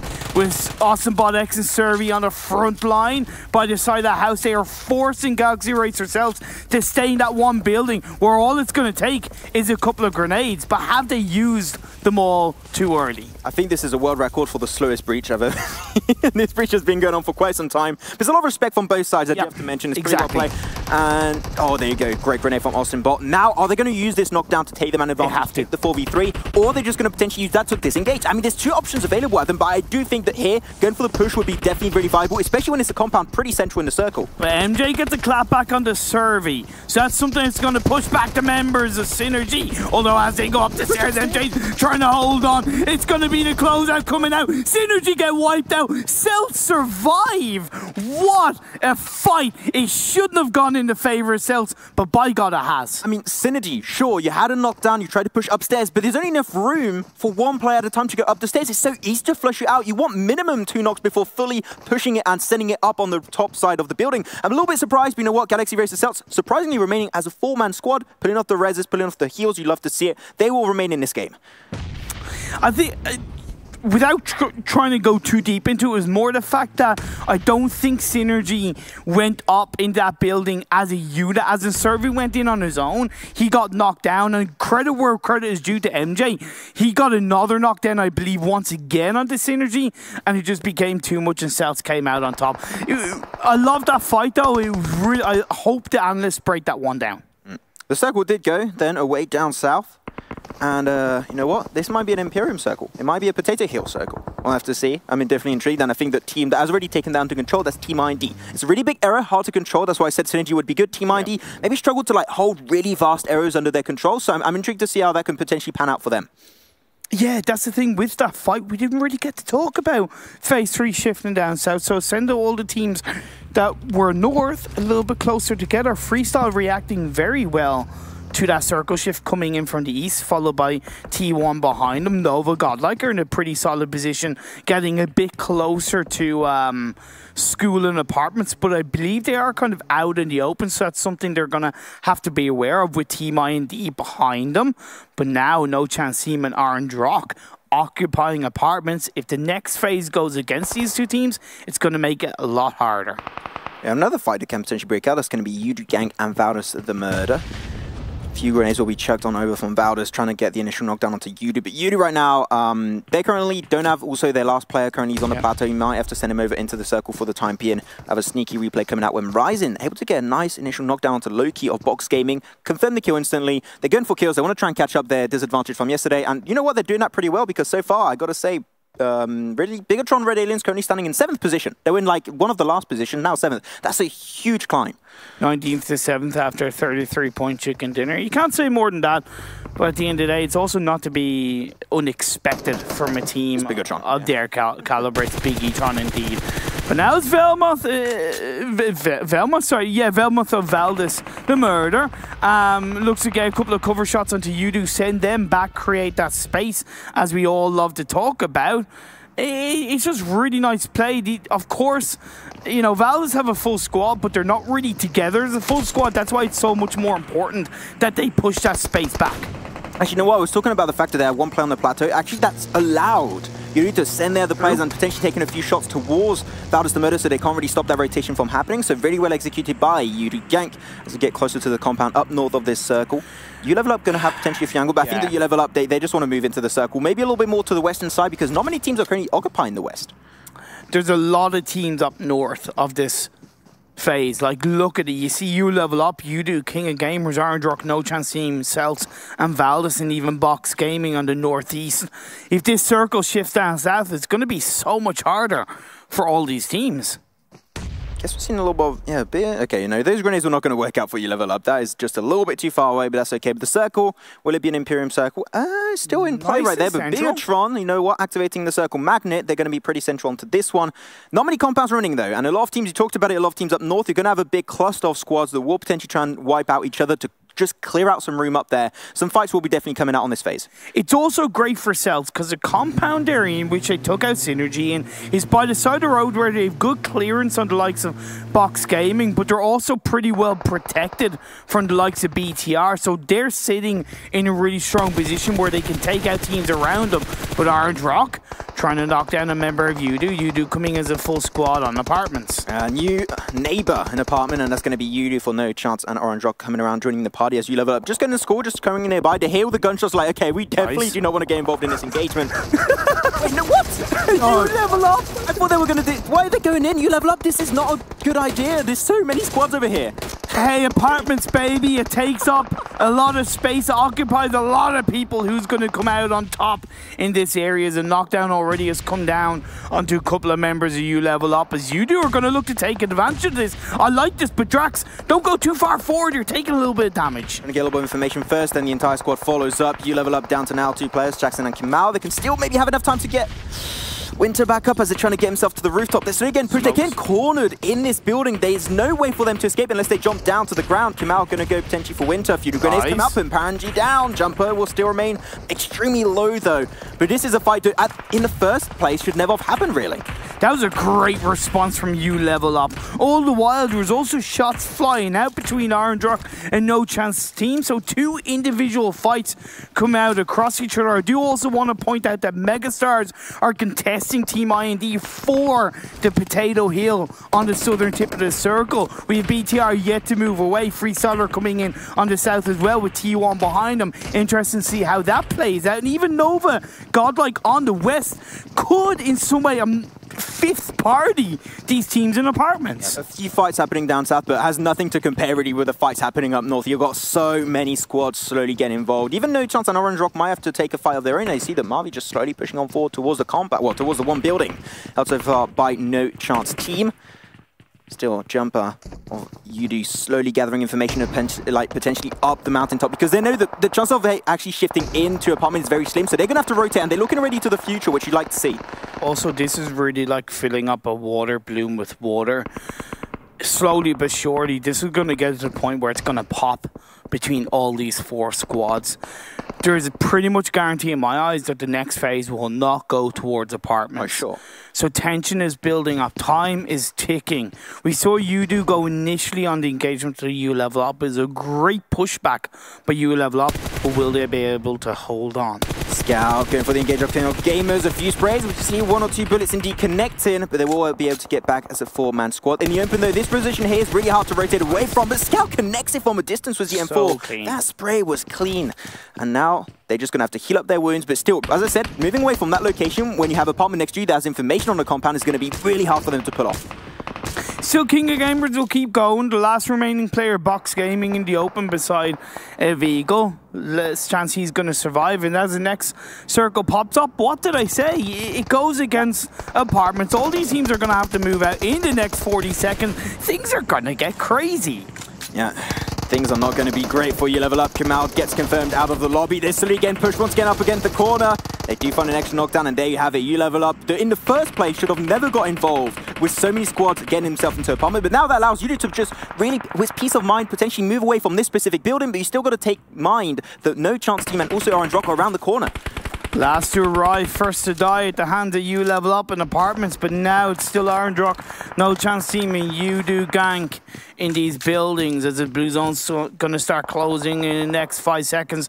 King of Gamers could get a little bit of a retaliatory knock onto the members of Erangel because Erangel are disengaging away a little bit quicker than the other teams. There's that little bit more space around them, but they're going right into the hands of Valdez the Murder. There was a little bit of a slope that allowed him to avoid detection by King of Gamers. Yep. You'll have to see it. The now team's going to have to move down. Oh, there you go. The nice knockdown. Erangel, there's 3 coming back into the kill feed. They're looking for blood onto Valdez the Murder. Another great shot. Even Mavi there with the DP28 is getting involved. And now Godard will be left alone for Valdez in that respective position. Martin is still alive, but is going to cross over to the road. But as I say that, Martin gets absolutely battered by Godless of No Chance team. He's coming back into the kill feed, Imperium. And see, Erangel have the advantage because they know there's King Gamers, No Chance team around them. So they have to move more careful. Whereas Valdez, they were coming in from the west. They didn't really know all of this information and they paid the price. Yeah, crossing roads is never a good thing in the later stages. And you know what? The teams over and all around that position capitalized on it. I'm seeing Godless here with an angle once again. 5 kills so far for No Chance team. They need some good results today, Imperium. You know what? They are looking strong on this first Erangel game of the day. They have information on Morph. They have information on other squads around them. Even King of Gamers. But unfortunately, the utility coming out from Morph is a little bit too much. But if they can res up over here, Ovdale's could potentially chuck one great grenade. But T1 and T-Mind slowly going to get involved as ZZP gets swiped off this lobby. Leaves missile on his own. T-Mind took down a good few members of Megastars as well on Potato Hill. So they've been pretty aggressive. They take no chances. They're currently on 5 kills. And Box Gaming get eliminated. It was a matter of when rather than if. Single digits right now, 9 teams remaining in this game. And things are getting more and more sandstone. Bigatron have yet to do their rotation away because they want to hold that point of interest. Get rid of potentially T1 and T-Mind, even potentially Nova Godlike, because they got to go downhill, which is always a scary thing to do, especially for Bigatron. But we've seen a lot of teams now go down. No Chance team that were moving away from apartment did get confirmed out, but Missile coming out from the shadows, picking up the kill on Team IND and eliminate them in 8th position. That was so unexpected. But you know what? T1 remaining in this game. Oh my God, I will definitely want to have that look back on a replay. What a play from Missile to keep his dream alive for himself and the team. But now BTR are starting to rotate. The circle did actually center up, so no team are in the circle. The closest is Nova Godlike on the southern tip. Of Morph team, who were able to take down No Chance team with the help of King Gamers, will be able to push in from the west. Yeah, but no teams want to take control of this circle. Reason why? It's a slope. The first team to go there could be attacked from the high ground or the low ground altogether, so it's really risky. The first team to move over there is going to be definitely having a hard task at hand. Ooh, BTR is right behind there, getting a little bit of information, but Bigatron, they are slowly going to go for that push. Exist is going to be the first line of defense, but the circle's going to be pushing them in now 12 seconds. They don't want to get pressured too heavily by the blue zone, but it's eventually going to happen, Imperium. I love the fact that BTR are just doing what they are doing after his chicken dinner. 2-2 split, taking on 2 squads. Not a care in the world. Luxley and Microboy on towards the members of Nova Godlike as they jump up and down, looking for the pixels and the heads in place. He's going to spot out. That's going to be Exist knockdown. Haster, Smokey, and Vamp, you've got to be able to respond a lot quicker than this. They're still going to try and make their way into the circle. The spray still coming out, potentially to try and explode that car. It will indeed explode, but unfortunately no casualties for him. I'm seeing, oh, there you go. Vamp OP will get confirmed out by this one. And now they've got to try and remain as a 2-man squad with Hastar and Smokey. They're now trying to snake their way through, but the teams that are down below, especially King of Gamers, could also try and get involved in this fight as T1 get eliminated. Missile taken out by the 2-man split of Bigatron. Of course, BTR, they're on 8 kills so far. They want to hit those double digits onto the members of Nova Godlike, wipe them out, create more space as they look to try and maintain their run down the hill they go. Galaxy Race herself, they're still up as a full squad with 1 member knocked down. King Gamers are going to have to push in. They're coming in from the north. Erangel also looking strong, making their push in from the north. They got rid of Nova Godlike, and as I said, King of Gamers, they were popping into the kill feed. They weren't involved with that engagement on Nova Godlike was Bigatron. And now this has been reversed. Bigatron, they got the control of the circle. They got all of the southern side. King of Gamers get taken out. Orange Rock might follow suit really soon because they have no way to escape from this one. Greatly done, man. Luxy is an absolute beast this game. What a man. What a player, what a competitor, what a team. But shout out to Erangel taking down the members of King of Gamers. They could only do what they could do to take out the team closest to them, not worrying about what was on top of the hill. So that was overall great focus for Erangel. But Gil is now the last player standing as the members of Cells are going to look to take on the reigning defending world champions. Gil could come into the fold, maybe get a little bit of a third-party action onto the members of BTR. Two teams from India, Imperium, taking a nice toll on Bigatron, the world champions.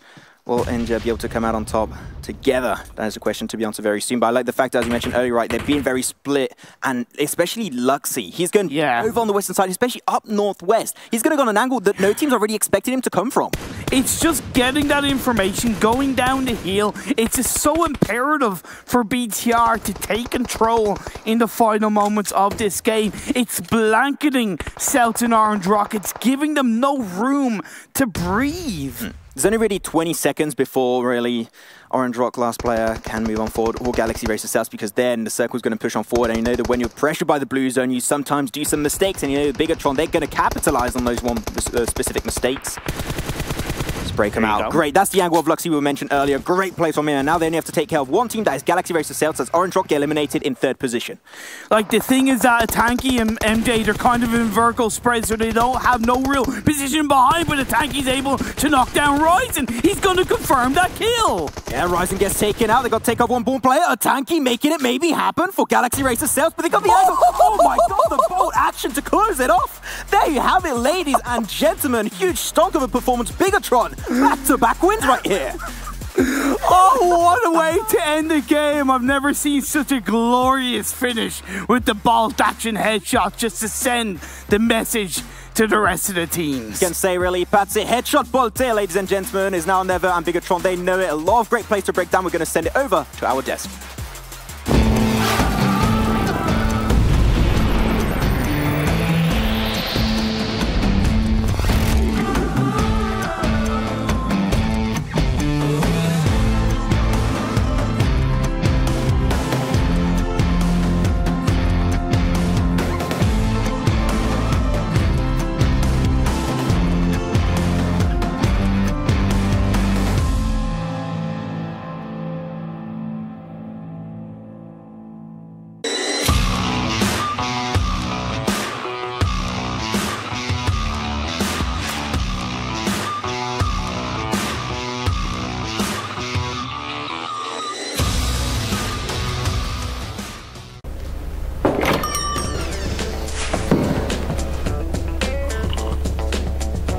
Where's that hot spring?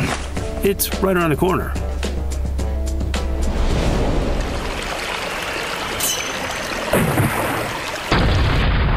And you can't miss the sea of flowers.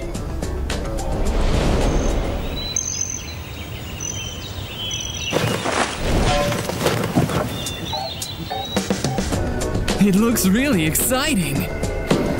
Why not have a try?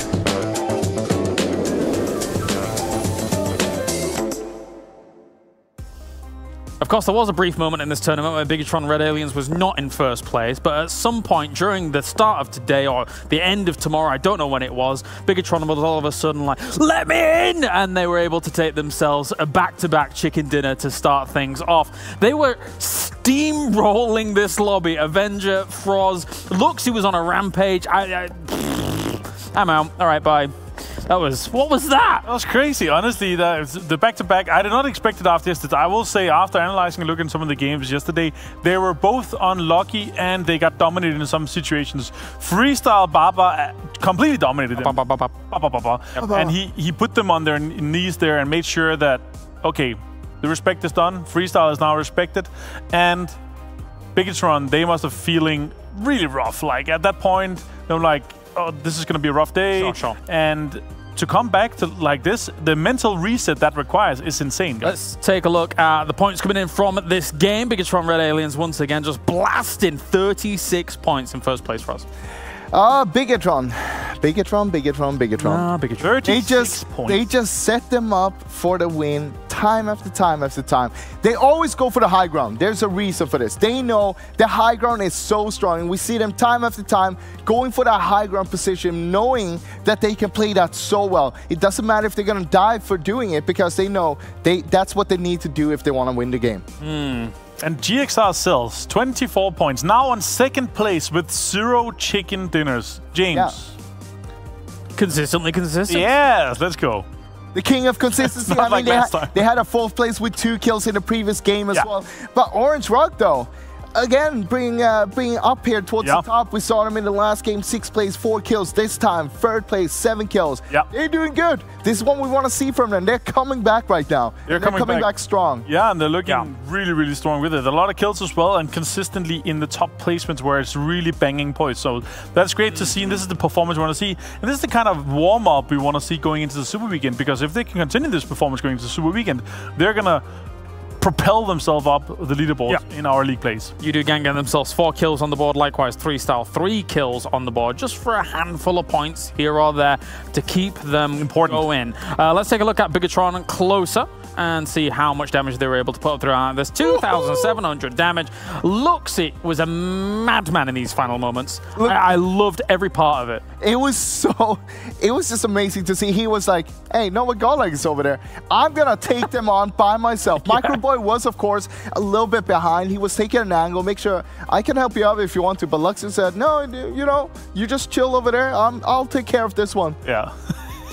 Pretty nuts to say the least. They had a decent position as well, though. Yeah, but also, straight after that fight, we saw Luxy going down for the flank there on the low ground, coming around attack as well. We saw him there being behind with a bolt action, you know, why not? It's the Mountain Dew, do the do moments. Yeah, great positional plays overall. I love this, though, the BM with the revolver to finish it off. Morph gets a rough game.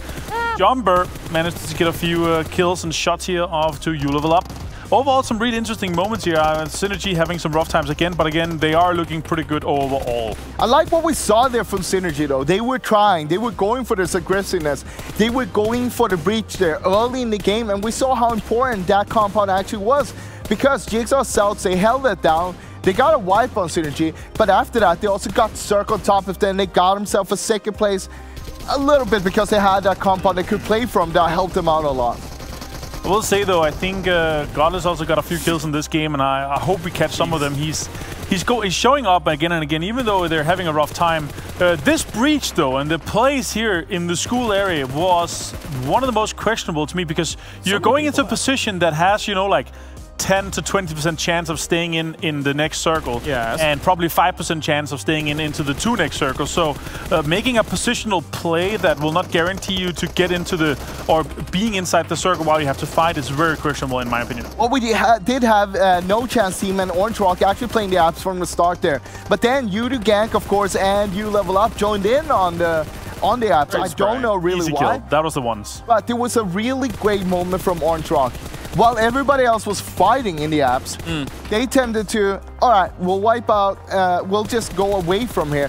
They tried to go for a northern rotation, going north of the apps, where kind of no one else was. Everyone was congested down on the south side because of how the circle was shifting. Exactly, and that's something you really have to consider, and that's where I feel like we're in such a deep state of the tournament right now, and you have to be able to make that decision. Like, making a decision that will not guarantee you a spot into the next circle is a questionable macro play. Yeah. KF Gamers, though, they played pretty well as well. I mean, they got themselves a 4th place with 5 kills. And they only played 5 games so far. They've been sitting out 1, but they're still pretty high up on the leaderboard. At this point, guys, Luxy was just feeling it. You could almost see the flow of the game. He was seeing the game like the Matrix. All he sees is M4s, DP28s as the numbers scroll down. He was on fire at this point. Those sprays was just on point with a 6x. We saw him, of course, going prone as well. He knew, I got the high ground. If I go prone, I mean, I got the upper hand anyway. I can just prone here. I can shoot everyone because my back is clear. We already cleared that. Yoink. And because of that, he could hold that spray so steadily with a 6x. And an arm to finish off the game. You love to see it. Why not, you know? Yeah. He picked it up on his way on the flank there. That positional play with the flank, that was insane. That was so well played. And the other guys had no idea. We don't get much chance to see arms, actually, in the PMWL so far. But I know you like them. Huh? I know you like them. Oh, yeah, from our previous game today. Yeah, you saw some of those shed shots? Yeah, cheeky. We were doing pretty well this morning, gotta say. So, let's move on to our total damage throughout this lobby and see how much everybody else is able to do. It's the step-by-step progression. Wow. It's the ladder. It's the ladder. Wow. Very top-heavy. Very top-heavy. The stairwell. And of course, we see BTR, of course, we saw them with 16 kills playing that so well. But Jigsaw South, though, putting out a lot of damage from having that position. Once again, sitting in that compound, they could see so much from the windows without like putting themselves in danger. Yeah. Even if they get knocked inside, they can just revive there easily. I'm sad that Nova Godlike couldn't get more conversions on their damage, because obviously they're one of the teams that was having a bit of a rough time when it comes to qualifying for the Super Weekends. Nova Godlike with the 800 damage, but only 1 kill there. Right. I would have loved to have seen a little bit more. It's still, I mean, it's still a big impact, but if you're not able to finish it off, and the efficiency is obviously, it can be rough, but they need to continue this and need to continue the damage output, because they might be able to, you know, turn it into kills as well, and they need to qualify for the Super Weekend to have a chance at it. Top players time. Let's see who shone brightest. We have Luxy, MJ, Ryzen, and Zux. Ah, well, 1 player off, damn. Yeah, but MJ, 5 kills though. Yeah, big. Really stepping up. He had to be in there. Godless is actually sitting outside. I'm surprised God is not there, because he's actually gotten 4 kills and 668 damage. So obviously a kill more than Ryzen, but less damage. Didn't a lot of MJ's damage and kills come off the back of that failed breach that he was doing very well on dancing up? But they were holding that down so well. Sitting on the second floor, they knew there's only one way up, and that is the staircase. If we hold that down, if we can keep ourselves out from all the nades and hold that down, it's going to be an easy choke point to just kill them off. GXR Celts. All right, let's take a look at one of the highlights then from these games. Is it you, Frost? Yes, it's me. I'm going to talk about utility use and how good you can actually utilize it. Okay. And we're going to look here. Well, it's going to be on U level up here. And as we can see right now in the top hand corner here, there we go. Winter's knocked. You have Chelsea, you have Mao still up. But what we're looking at is actually how he's utilizing, first put out a nade, stopping them from pushing a little bit, but he's going to swap over to some smokes now instead. And this is so great. You see Mao is down here. Winter, he's just crawling up. He's knocked, right? He doesn't have much to do. But Chelsea, he's putting down so many smokes that it's hard for you to try to push up here. Because of these smokes, they don't know exactly where you level up is right now. And he keeps on putting them out. Being the first man. I love that.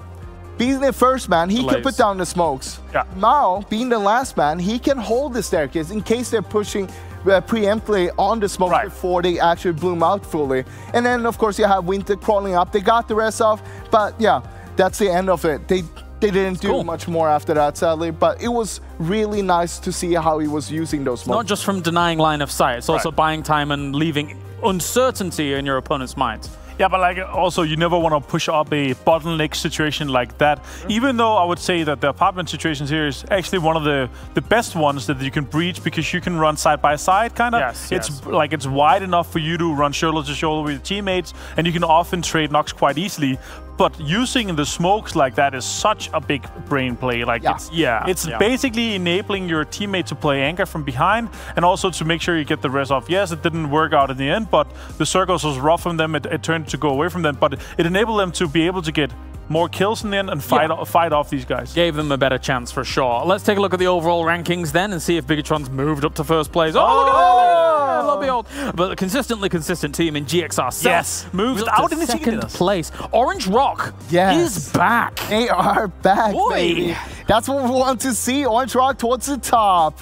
I mean, we've been waiting for this moment since week 1. We saw them being on the top back then. And it's gone downhill a bit, but we are on our verge to go back for the top. You know what? The best way to get very high speed is to drive very fast down a mountain. Yes.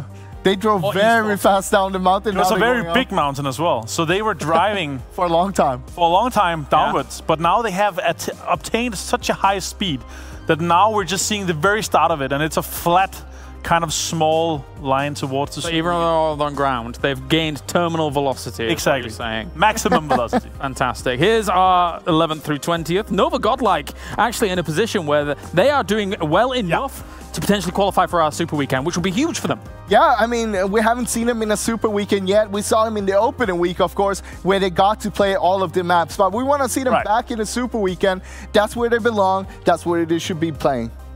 All right, and of course, let's take a look at the schedule here as well. There's only 3 games remaining to find out who's going to be moving on into our Super Weekend. We've got Miramar, Erangel, Miramar, back to Miramania, as we've had Bigatron Red Aliens dominate the past 2 games. Will they continue to do so just to put their stamp on the lobby? Because are they going to pull a Yudo gang? Probably not, because they've been first or second for every single phase of the tournament. I meant a Eurogang as a triple. Yes. Oh, okay. All right. Well, I think I'm going over to the commentators now to join them for see how they're going to be faring for our next game. Of course, I've got Blank and I've got John here. John, you do understand it is called e-gaming, right? I was under the assumption that all of these guys playing today would be iAthletes. No, they're e-gamers. Ah, okay. They were the Intel sports players. Yes, okay, yeah, that's a good point. True intelligence from these players coming out. Absolutely. Time. You excited for Miramania? Woo! Of course I am. Yeah, like, I'm very excited. Please. They told me to take my mic like way away from my mouth. Like, if they said they could possible 180 it. No, they were telling you to take it off. Oh, they also said that to me? They're too excited. I think that's the reason. They're too excited. I'm not sure what's going on. They're just hyped to cast the game. I guess I'll leave you with the game. Enjoy. Fantastic. All right. Thanks, James. James. See you later. Bye. Love it. Fantastic. We'll see you on the flip side. Catch you on the flip side, Home Slice. He said to stop talking to him. That is fair enough. Yeah. All right, we are going to be getting into Miramania. Game number 3. It's fine. It's not a problem.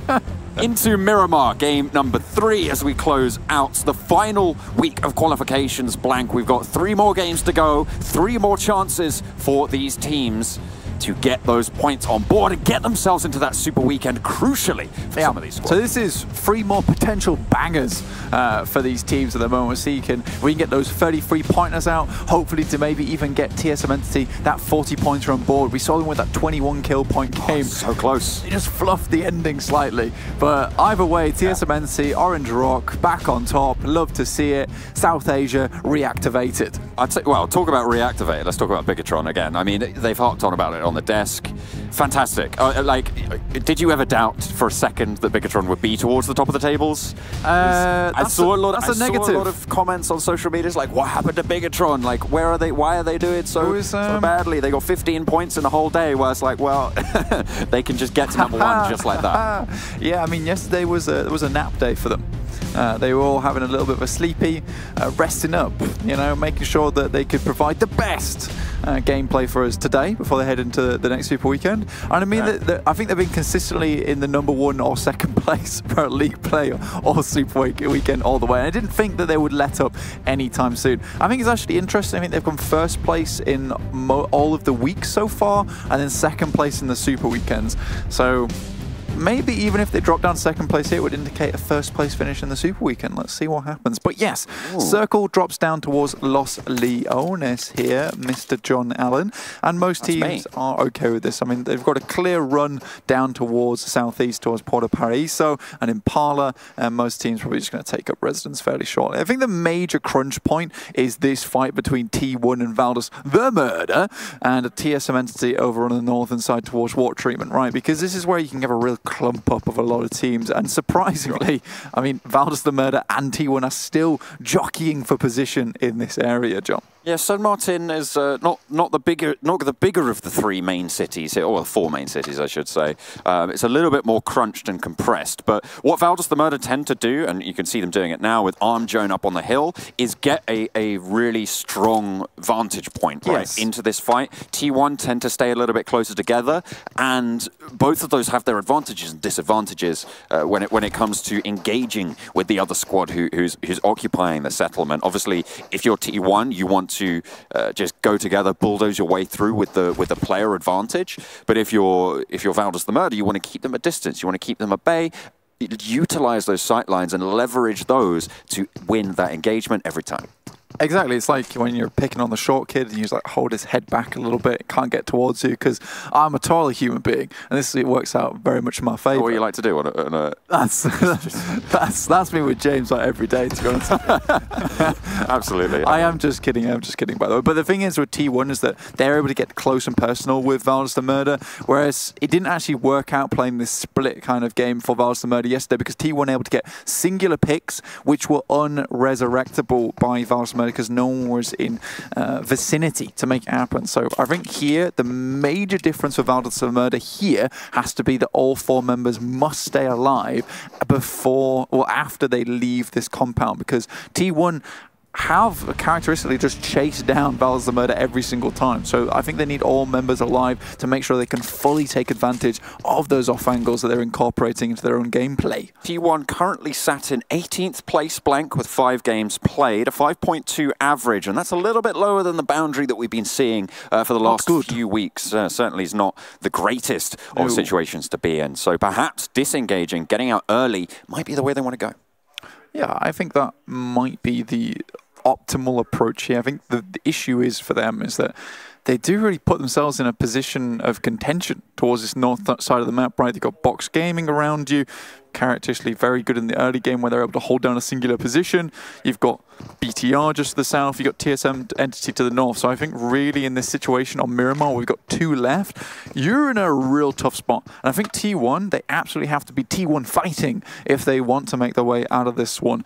Currently though, TSM Entity, very, very terrifying in the lobby, but another South Asian team that's become, or at least was terrifying, and I was put on the mask again, that ghoulish figure is Orange Rock. They're looking really, really scary in this current league play of week 3, and I think it's very nice. I feel we've had a small dip, like Martin was saying on the desk, where they've just started to pick up speed, and now they're zooming off. All those lines are blurring together as they speed past the trees on the side. It's the swoop in the ski jump, Blank. It's what allows you to propel yourself terms, to hand over. You know, when you're shooting for the stars, Blank, you slingshot round the moon, and you have to go behind to, you know, really get that trajectory right.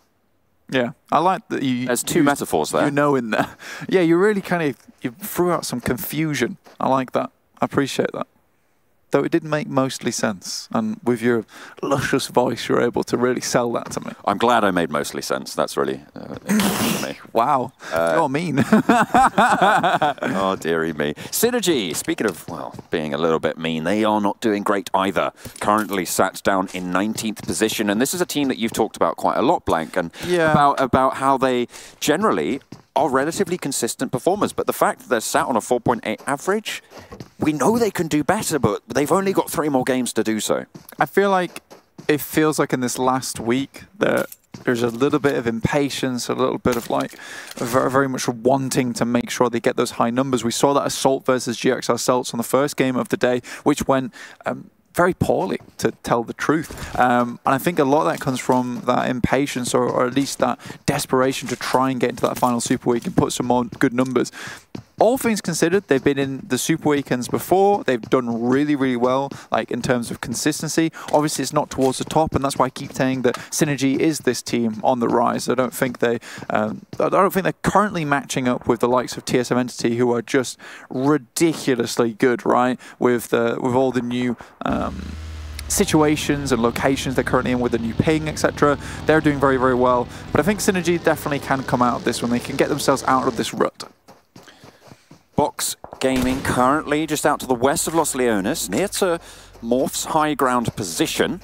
You've got Bigatron as well, who are the lone proprietors in Picado. They're going to be charging premium for that real estate, so anyone who wants to step towards them, they can control those rotations. They can stop anyone shunting in from the north. Let's talk about another SEA team here, though, John, in RRQ. I'm a little bit, I wouldn't say disappointed, but I think, you know, I will say I'm disappointed, but less in the team, but more in the fact that we're not seeing that same, like, fearsome beast that's bearing its fangs at all the other teams at the center of the circle. They've shifted over to this very passive approach, playing on the edge side and making their way in. And I think we saw glimmers of, you know, that greatness when we saw them on Miramar in Map 2, where, you know, we actually did see them take that 2-2 split, which I love to see, with G9 off in the distance taking shots and Ernie on his own, with another teammate, and that worked out really well for them. They got themselves to, I think, a 2nd place at the end, or it might have been third. It was 3rd place, yeah. So they've got a 3rd place finish. It's very, very, very strong, and that's what I want to see more from RRQ. Take those positions because they do have the close quarters combat skill to make it happen. I just think they need a bit more confidence in themselves, and perhaps I think today is the day to do it before you get into the Super Weekend, because you do not want to have a slow start in the final week. Getting into it, though, is the most important thing, right, Blank? They're currently sat in 9th place on 9.6 average, which should be good enough to get them in already. They're on 48 points, which is just on the barrier, so they will be accruing more points as the rest of the maps do go through, so they should be getting in either way. I mean, should be. Obviously, you know, stranger things have happened, but they should be okay to get in, is my main point, right? And, and that's where they can start to pick up. So even if they don't pick up today, we're hoping to see a little bit more for them in the Super Weekend. Here's BTR taking a couple of shots towards No Chance Team. Off-tails immediately gets ruined. And a chance, mate. BTR charge. The Raptors are on the move. And really, if we just go back very quickly to RRQ, you said that, you know, they're very firmly in the league finals, right? It's pretty much guaranteed. Yeah. Maybe they're just taking a break. Maybe they're trying to well everything up for that league finals and then just expand their repertoire. Or expand their repertoire. Like you say, play on the edge. That they don't seem to be amazing at this, so maybe they're trying to practice this whilst they can, while they know that the stakes are at least slightly lower for them. On the other hand, we talked about Synergy. The stakes are very high for them. They want to be able to get into the Super Weekend, make sure they claim their place in the league finals at the end of this tournament. So perhaps that's why we are starting to see those super aggressive pushes, which might just go a little bit wrong. Have a little bit of a replay on the beam from Zuxi. He spots a player. When's he going to beams him? He's biding his time, and there it is. Oh, look at that. I mean, there's a reason we talk about the twins, right? It's insane. They have, I think Zuxi is probably one of the best players when it comes to that spray control, when it comes to the mid-range engagements. I think Zuxi is the guy you want, who is always going to be able to back you up there. And you know, when he has Luxy to support him as well, off on the sidelines, ready to refrag, ready to put pressure on, give him an M249, you're going to know about it. Yeah, I mean, it's good. That's what you need, and it's I think BTR currently a very well-balanced team in that sense. You've got Microboy, who's fairly damn good on the off angle, usually plays that role for his team. You've got Rise and just this kind of pop-off player, so you need that clutch member, and then you've got the two twins. You've got your long-range specialists and your mid-range specialists, who work very well in tandem because they are twins and they use telepathy, right? That's how it works, I've been led to believe. I read a study. Yeah. Can we just also appreciate that the circle hasn't ended in Los Leones yet, but everyone has gone into Los Leones? That's odd. That's something that actually they talk about quite a lot on the desk. You know, Martin specifically has always brought up the case of don't go into a city unless you know it's going to end there. And it's very much you do not know it's going to end there yet, right? No. It's normally a little bit folly. You've got 3 teams on the northern side. You've got Valdus, the Murder, King of Gamers, and Team IND all there. Synergy looking to maybe try and push in. Box already on the western side. I mean, they are occupying the outskirts, but even so, Blank, it's going to be so tricky to leave if they have to. I think this is pretty much the exact same situation where TSM Entity actually got their first chicken dinner on Miramar, where they held outside of Los Leones and were the only team to be able to run with the correct amount of speed to get into position towards that last final compound, which secured them the victory. You see Team Secret, they're taking some shots over towards Freestyle, who are trying to find a position, but they're coming in from the east, just underneath La Bandita, which is very, very open, and Team Secret, they're happy to just make this a shooting gallery and Freestyle the targets. Freestyle seem to be the Miramar high ground experts, Blank. I mean, that's where they love to operate. We saw how currently on the low ground, so this is not great for them. Yeah, so, you know, they do need to reposition a little bit, maybe, moving forwards to maybe take the rim of the La Bandita crater, might help them out, depending, because of course there's no one actually out to the northeast, but that's not going to work because of course the circle will take us away. Yeah, so again, there is, this is what the problem with going to Los Leones too is a lot of space to occupy around the rest of this circle in the first place, yet now RRQ, who have been playing Edge, actually pretty much have one of the best spots within the circle. Box Gaming, most likely looking for a very, very strong box fort to lay their defenses down. Like you say, bring up the drawbridge, stop anyone getting through, set the moat out already for the guests who probably won't have the best of time. Soup just biding his time. Oh, he's going to pop out. Oh no, 420 OP gets spotted. Does get knocked. Looking for the flush as well. It's actually Puffer who's able to find that kill, and they are going to flush it. Unfortunately, Team IND caught unawares, down to 3. And this is already what we're talking about. As you leave Los Leones, things are going to get dicey. You're going to get taken down by other teams who are waiting, biding their time within Los Leones itself. We see Reject Scarlet hit, Duello, try and take some shots over towards Team Secret. Currently have a really strong high ground position, but it is right on the outer edges of the circle, so they will have to move. Team Secret making the smart choice, moving up to the north on the west side. They're going to try and insert themselves in this northeastern part of the circle. T1 as well, they're pretty much uncontested on the northern edge, just out to the north of Picado. No one in the settlement anymore. RRQ taking some engagements. Ernie does get knocked. Orange Rocket taking a fight as well. But TSM Entity, they're just leaving. They're getting away from this fight.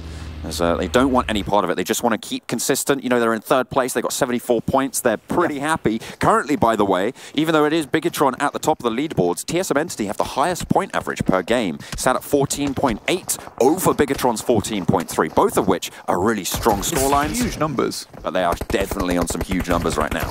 I mean, we talk about most of our tournaments that if you're putting up a 10, 11-point average, you're doing fantastically well. And now we're talking about a team of like a 15-point average here, which is ridiculous. RRQ Ernie, I think you're completely right with this engagement between them and TSM Entity. G9, okay. Clutch God's just barren on the hillside there, and Jonathan got knocked earlier. They're just trying to get some cover down to get those reses. So even if you do have a 14.8 average, this is PUBG Mobile, Blank. Anything can happen. I think this is the thing that TSM Entity wanted to do, though. They got the knock onto Ernie, which provides them time and patience, or time mostly to get into a better position within the circle. They know that there's going to be so many teams towards the southeast trying to make their way in, and TSMM, they want to take a good position early on whilst they still can. Oh, Neo, he was on the off and in a separate compound, and the rest of RRQ trying to bear down. Neo gets knocked from range there, Ernie. No, actually, he's going to spray through the door and get the flush. Goes 1 for 1, but unfortunately, he gets flushed out. His team doesn't get that refrag, and TSM Entity, they're down to 3 as well. They have to get 2 reses, and Clutch God left alone. Yeah, they were split in a really awful moment, and potentially getting that knock onto RRQ Ernie was not the greatest. Next circle comes in, goes slightly west, but mostly central. RRQ's still going to be happy with this, but look at this. It's the Megastars starting to make their bold rise through the ranks. They've been doing fantastically well, and now they've got a really, really solid position. And the 2 teams surrounding them that had the best position before have taken knocks and have taken flushes. Fantastic stuff. RRQ Athena, though, they're still on the northern side on the hills. But G9, he's pinned. I don't know if Megastars know. Oh, yeah, they definitely know. They definitely know. Look at this. Let's see if they can channel their inner Luxie with an A. G9 is... Oh, it bounces. Oh, okay. It bounces out, and he sends one back their way. Beautiful stuff. G9 gets 1 knock. Not too much damage found. Actually, Vexy looks to be cooking another nade. Wants to try and send it their way, but G9 has ideas of his own. Is sent on the outside, trying to control it, but Swag manages to get back behind the dip, and they will be looking for the res. The rest of RRQ can come in to back him up as well. Oh, geez, he actually makes it out of there, and RRQ, the rest of the team has made their way to a little solid compound on the northeast. It might be a little bit difficult to hold on to this one as the next circle pops, but G9, the forward guard, has been getting at least something done. Does a little bit of damage towards Megastars and lets them know that RRQ not to be trifled with in these moments.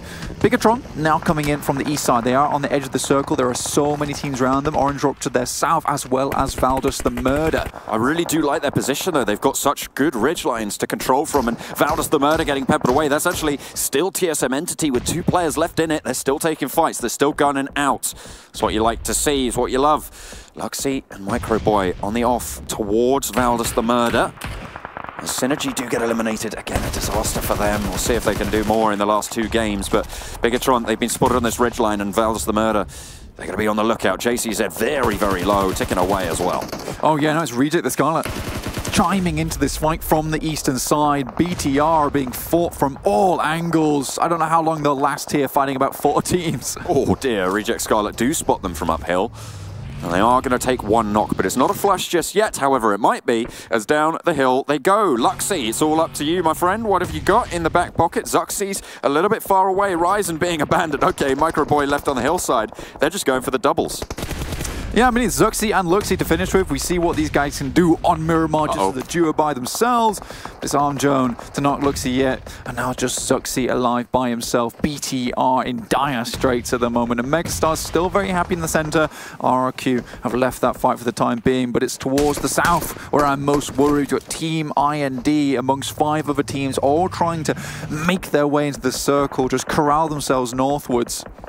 King of Gamers taking some fights on the south side with Freestyle, who do get eliminated. They'll be able to win that one out. Box Gaming, though, ending up taking some shots back. They've managed to find themselves a compound, as we know they love to do, Blank. They prefer that to the terrain-based style of play, and they do it pretty well, to be fair to them, but they're going to have to probably move out in the next circle. Yeah, they have superior strength when it comes down to holding a building. When they get onto the open fields, they're a little bit more strong. A little less strong, right? A little bit shifty in that sense.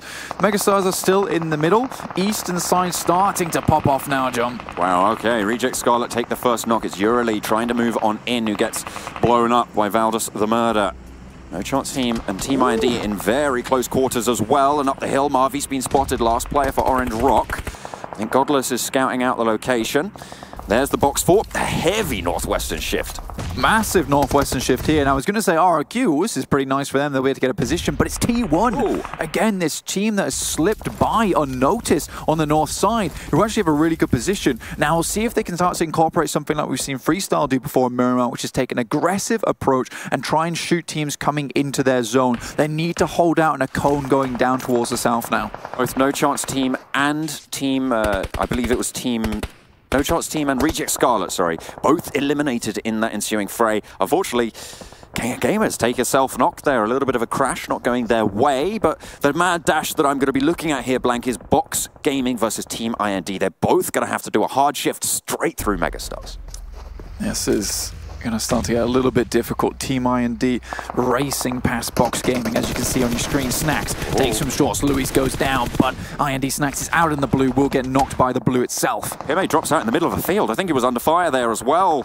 Not going to be the best situation to be in, but some reason stays up and standing. PMA is going to be okay. Slayer pops out, Loki. Ooh, okay. Oh, he's just behind, but he's super low. If anyone spots him, if anyone lands a shot, he could be done for here. There's bullets sent his way, and Slayer finishes it off. Break now in the fields, PMA as well, but they're answering a volley of their own, and it's one player to go down, two players follow. Oh my goodness me, Box hold down the field. Great defense from the wall of smokes that could pop up there.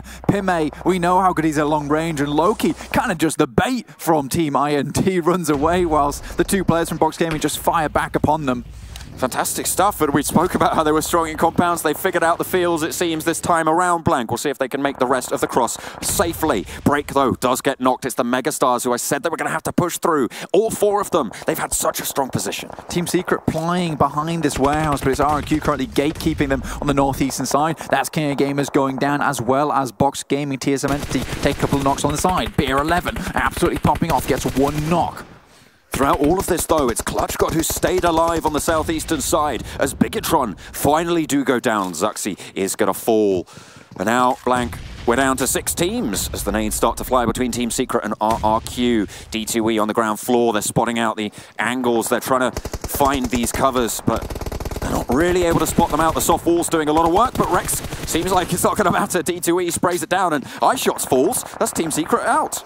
RQ do a fantastic job there to prevent the survival of Team Secret. The grenades coming through, G9 towards the center of the circle. Another good spray coming through from Beer 11. How many players will that take down? Saden goes down, and even another player very low. Finally, T1 are actually in a fight, Blank. They've been so left alone, they've been so quiet for so long that maybe they were lulled into a false sense of security, but now they're trapped in this defilade with oversight from RRQ. Yeah, the passive nature of their playstyle here from T1 has just not favored them. Although they had the north circle for so long, they didn't do anything with it. Another northern shift comes through, but currently T1 are absolutely locked down. The blue will push RRQ away from this compound, but they've got a forward scout in terms of G9 who'll be looking outwards. But he's got to be careful because Megastars, they'll be making their way to the north, and G9 just as a solo, Swag begins his approach in the vehicle. The arch nemesis of terrain cover, Blank, is grenades, and if RRQ decide to throw one towards T1, well, I don't know what they're going to be able to do here. Morph, they've taken the west side of this circle, Blank. This next zone is theirs to control right now, but the Megastars still need to make their push. RRQ as well on the eastern side.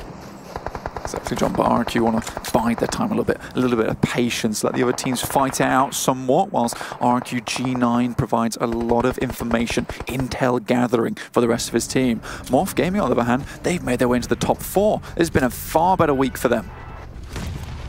Things are starting to just slow down just a little bit, Blank, before the storm. Circle 6 prediction, who are you going for? RRQ, let's go. Okay, RRQ from Blank, fantastic stuff. I'd find it hard to disagree, I'm going to be honest. I think Morph is probably the only other team that has a chance here, but RRQ, you know, they've got a really strong position. They've got some launching platforms to be getting on with, and T1 are taking heavy fire from plenty of different angles as they make really a very difficult rotation. Yeah, I think if I was putting money on anyone else, it'd be Megastars, but I just feel like RRQ are currently feeling themselves this game. and it feels like the RQ of old, as we see Beer 11 already get ZZP down. G9 as well, moving a little bit far forwards, but he pulls back, wants to regroup. D2E getting bombarded here, but makes it to some more hard cover. Ernie takes a little bit of damage. The Megastars, they want to swing out wide. Paradox gets the first knock. The spray down is good right now. D2E gets dismounted, and the flush comes through from Vexy. Oh my. Around the side, and the rest of RRQ also getting punished here. Ernie down. G9 soon to follow, and there's one player left. It's Beer 11 for RRQ. Far across the road here, not able to support the rest of his team, and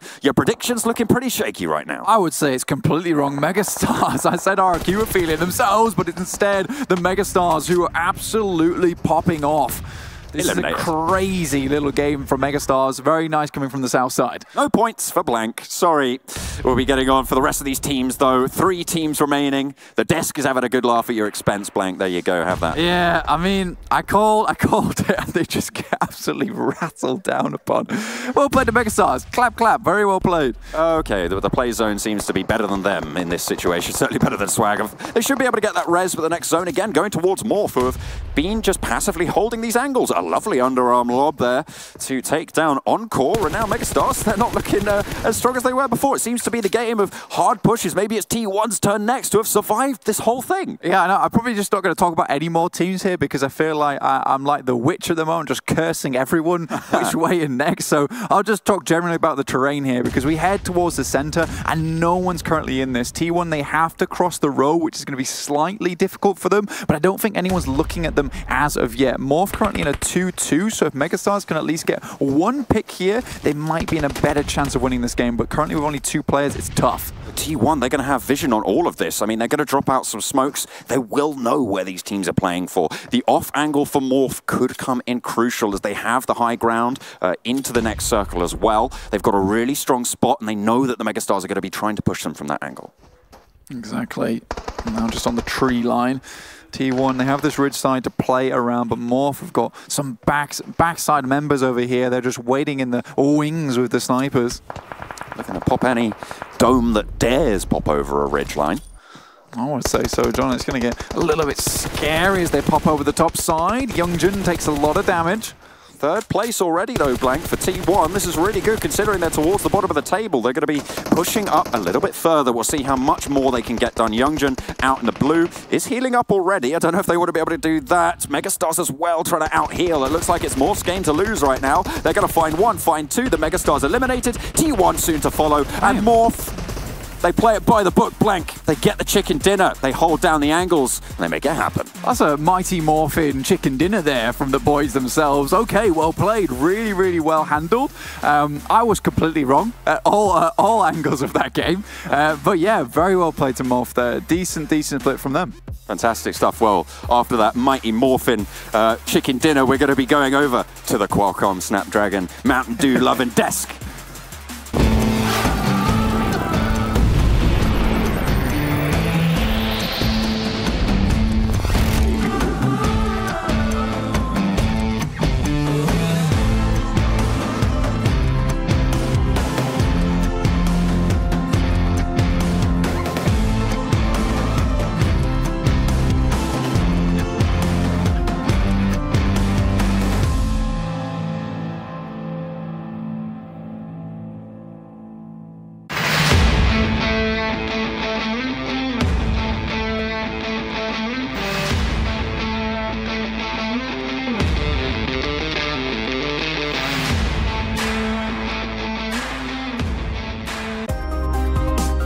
The PUBG Mobile World League is brought to you by the title sponsor, Qualcomm Snapdragon Elite Gaming, and the official beverage sponsor, Mountain Dew. Of course, with 4 teams remaining there was a 25% chance that Blank would be able to choose the right team. However, all of the teams with bated breath were waiting, hoping that he wouldn't pick them. RRQ were chosen, and then he absolutely cursed the hell out of them. Unfortunate stuff there by Blank. Let's keep monitoring that situation as it continues on here. Welcome back to the analysis desk. We have Morph Team taking the chicken dinner. I thought it was really important, though, to just throw Blank under the bus as much as possible. That's fantastic. As we continue things on. Avenger Frost. I'm just happy that he didn't pick pick Morph there because I wanted to see this happen. It was such a good play for Morph. Yeah. I mean, all the way from the start, they played passive, making sure they have all 4 up for the end game there, and doing that 2-2 beautiful split. Yeah, even when there were 6 teams left alive, I said, I think, guys, Morph is going to get top 5 here. And it was a bold prediction, but it made... You got it right. I got it right. There was a high chance. Compared to Blank, though. Of course. Yeah. You said that was 6 teams left alive, right? It's probably a bit more. Oh, okay. 6 teams I think it was 5, actually, maybe. Oh, no. There was like 10 teams, but it was still fun. Let's take a look at the points coming on in from this game and see what's what. Nice. 6 points from Morph team. They've done spectacular. Memes aside, they've done spectacularly here to get themselves to the next Super Weekend. 2 wins during this week play so far. I think we only saw them getting 1 win before this. Of course, they haven't played the Super Weekends, so they haven't played as many games. But this shows the caliber of the team, actually. Being able to get these 2 chicken dinners, but also putting themselves up there towards the top of the board. I concur. And they're actually sitting on a solid 12 points per game, guys. And that is actually going to put them at, if they copy this in the Super Weekend, they'll have 170 points, which will put them... Where?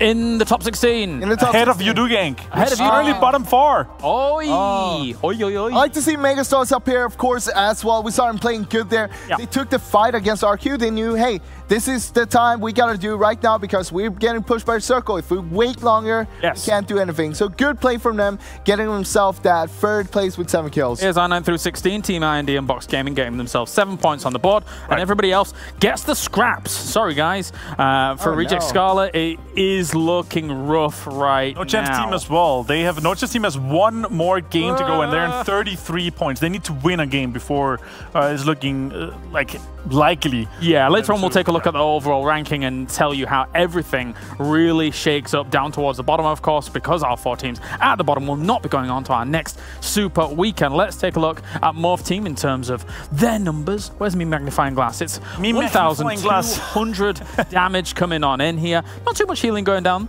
but where's my monocle? I have a monocle. They had a pretty passive early and mid game. They were coming out from Chumasera with eluded, and we saw the circle going up towards the northwest, and they took advantage of that. They basically rotated towards the north side and then towards the west side, taking control over the whole circle there. And we saw, of course, G9 was a little bit more towards the southeast, holding out most of the teams while they could just take the time, place themselves into a good position and play the late game. Absolutely. Yes, they will need to have a massive performance, of course, in the Super Weekend, because it's guaranteed, basically, at this point. They are going to the Super Weekend, and I'm hoping for them to continue to this performance here, because that would be amazing for them. What an amazing comeback story if they make this happen. We love the underdogs. We love seeing them triumph, and they've done pretty well for themselves over the past 2 days. Moving on, we have next things coming up here. Yeah. It's Do the Do moments. It's Mountain Dew. Do the Do. Can you climb the mountain on Miramar? I just want to talk about Morph team, though. We have seen them missing out on 2 Super Weekends now. If they make it to this one, if they continue playing like they're doing right now, they have the chance to still qualify for the finals. And this is important because all the other teams have so much upper hand against them since they've been playing 1 or 2 Super Weekends already. But they keep on pushing it, and it's looking really good. It's looking fantastic. Nice shots here from Neo, from TSM Entity, defending really well and playing around those stairs. Oh, the counter nade is coming in. I actually love that. Being able to get out in time. There's 2 things to take away from this. One is that he dodged the nade. Yeah. He threw a nade and got a knock. But also, he disengaged from that knock. He didn't go for the first. He disengaged instead, made sure that he would survive and get into a position where he could get cover from his teammates. Yeah, and a better placement, actually, they got from that. Joan as well, some shots on Reject Scarlet. Again, coming in late in the circle in a position like that, they have to start moving, rotating earlier. Fortunately for No Chance team as well, they did not have a chance and did not stand a chance because TMIND knocked them out from where we still there. It was still a good effort from Reject Scarlet, I'd say. They had to fight against BTR there. Not the easiest of a task. They had a few guys knocked, of course, but after that, took over their position. But from there, the circle moved away almost straight after, and they were kind of stuck there. Swag just completely slaughtered those guys. I think it's actually in Encore as well. They actually got a few kills on King of Gamers Club. Beer with some shots as well. Yeah. Good to see. Overall, I gotta say though, I feel like it's a match made in heaven for Udugank and a Do the Do moment. Do the Do. Mate, I said this week 1. Yeah, I know. But it's not happening yet. He's not listening to you. It's not happening yet. Yeah, it's like when you guys were eating cake, you didn't listen to me either. Yeah, you're right. Get out. Yeah. No, but once again, this nade here from Zay, we saw that they were 2 to split, but Zay got in that knock with that nade underhand while walking forward to make sure that he had the momentum to actually reach with it. Such a good timing. Yeah, fantastic play. Fantastic push for them. And also for the 2 other players to stay on the back line and play anchorman, putting the pressure onto T1. Yeah. I don't think I'll ever get bored of watching some of the spray control from some of these guys. No, it's insane. Just fantastic. It's insane. Like the skill it takes, and the only better thing is to watch the play happening and also them doing it.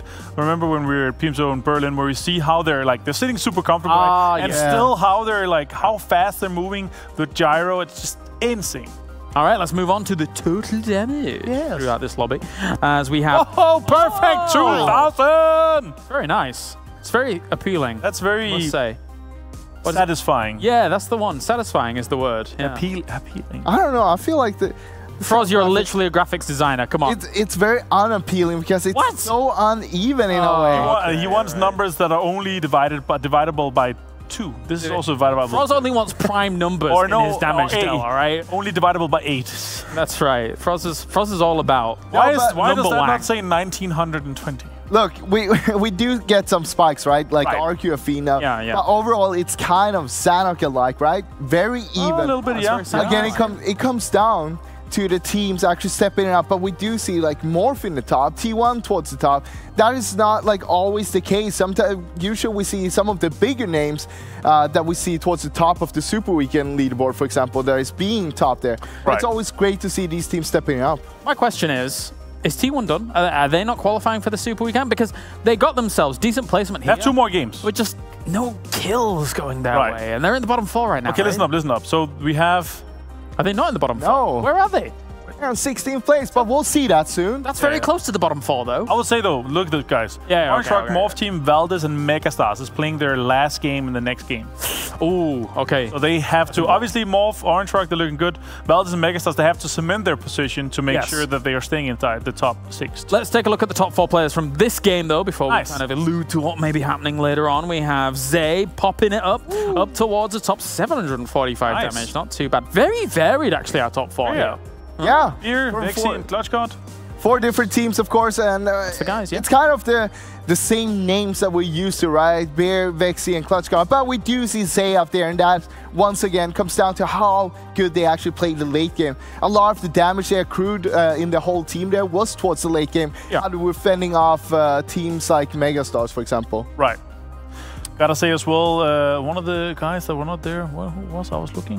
One of the guys that were not there as well. Just let him talk to himself. Yeah, nice. Avengers having a moment. Did you find it? No. I didn't want to spend more time. Then I had to start zooming. All right, shush. Of course, now we are moving on. We're going to hear from Megastars here as they look at their thoughts from Encore from the PMWL.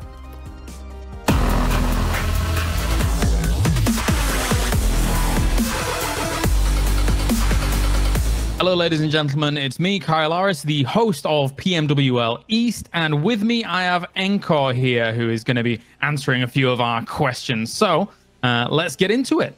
First question is, introduce yourself, Encore, as well as your role within your team. Okay, so my name is Rishabh Katoch, and my in-game name is Mega Encore. I play as a scout for Team Megastars. Okay. How did you first get introduced to PUBG Mobile? Okay, so I started in the year 2019 with the team Learn From Past. My journey there was like a little bit like a roller coaster, but we couldn't finish at the top of the table. But then is when Megastars came into the scenario and guided me. What is your favorite memory related to the game? When we got selected for the World League. What map is your favorite when it comes to competitive play? Erangel.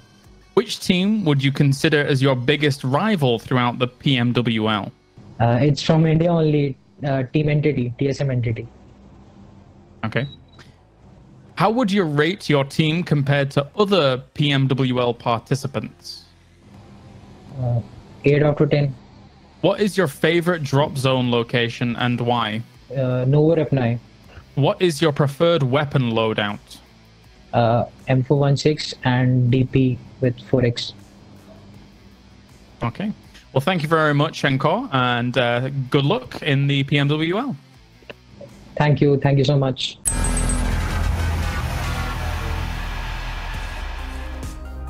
Okay, let's get on with it. We have, all right. We have our next game coming up soon here. Of course, Avenger Froz joining me here as always. Yes. And it will be our last Erangel, in fact. That is true. We can Off the league play. Closer look at Megastars and how they've been playing out so far. For me, they're one of the surprises of the tournament so far. I don't know if you guys agree, but I think they've been extremely impressive, and they've kind of surpassed my expectations here for the PMWL East.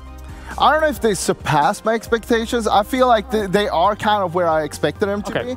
At the same time, they do have these spikes. We see them being super consistent, but if you look at the Super Weekend, for example, the Super Weekend stats, how good they're doing there, I think they're currently sitting on a 4th place, just 1 point behind Box Gaming on 3rd.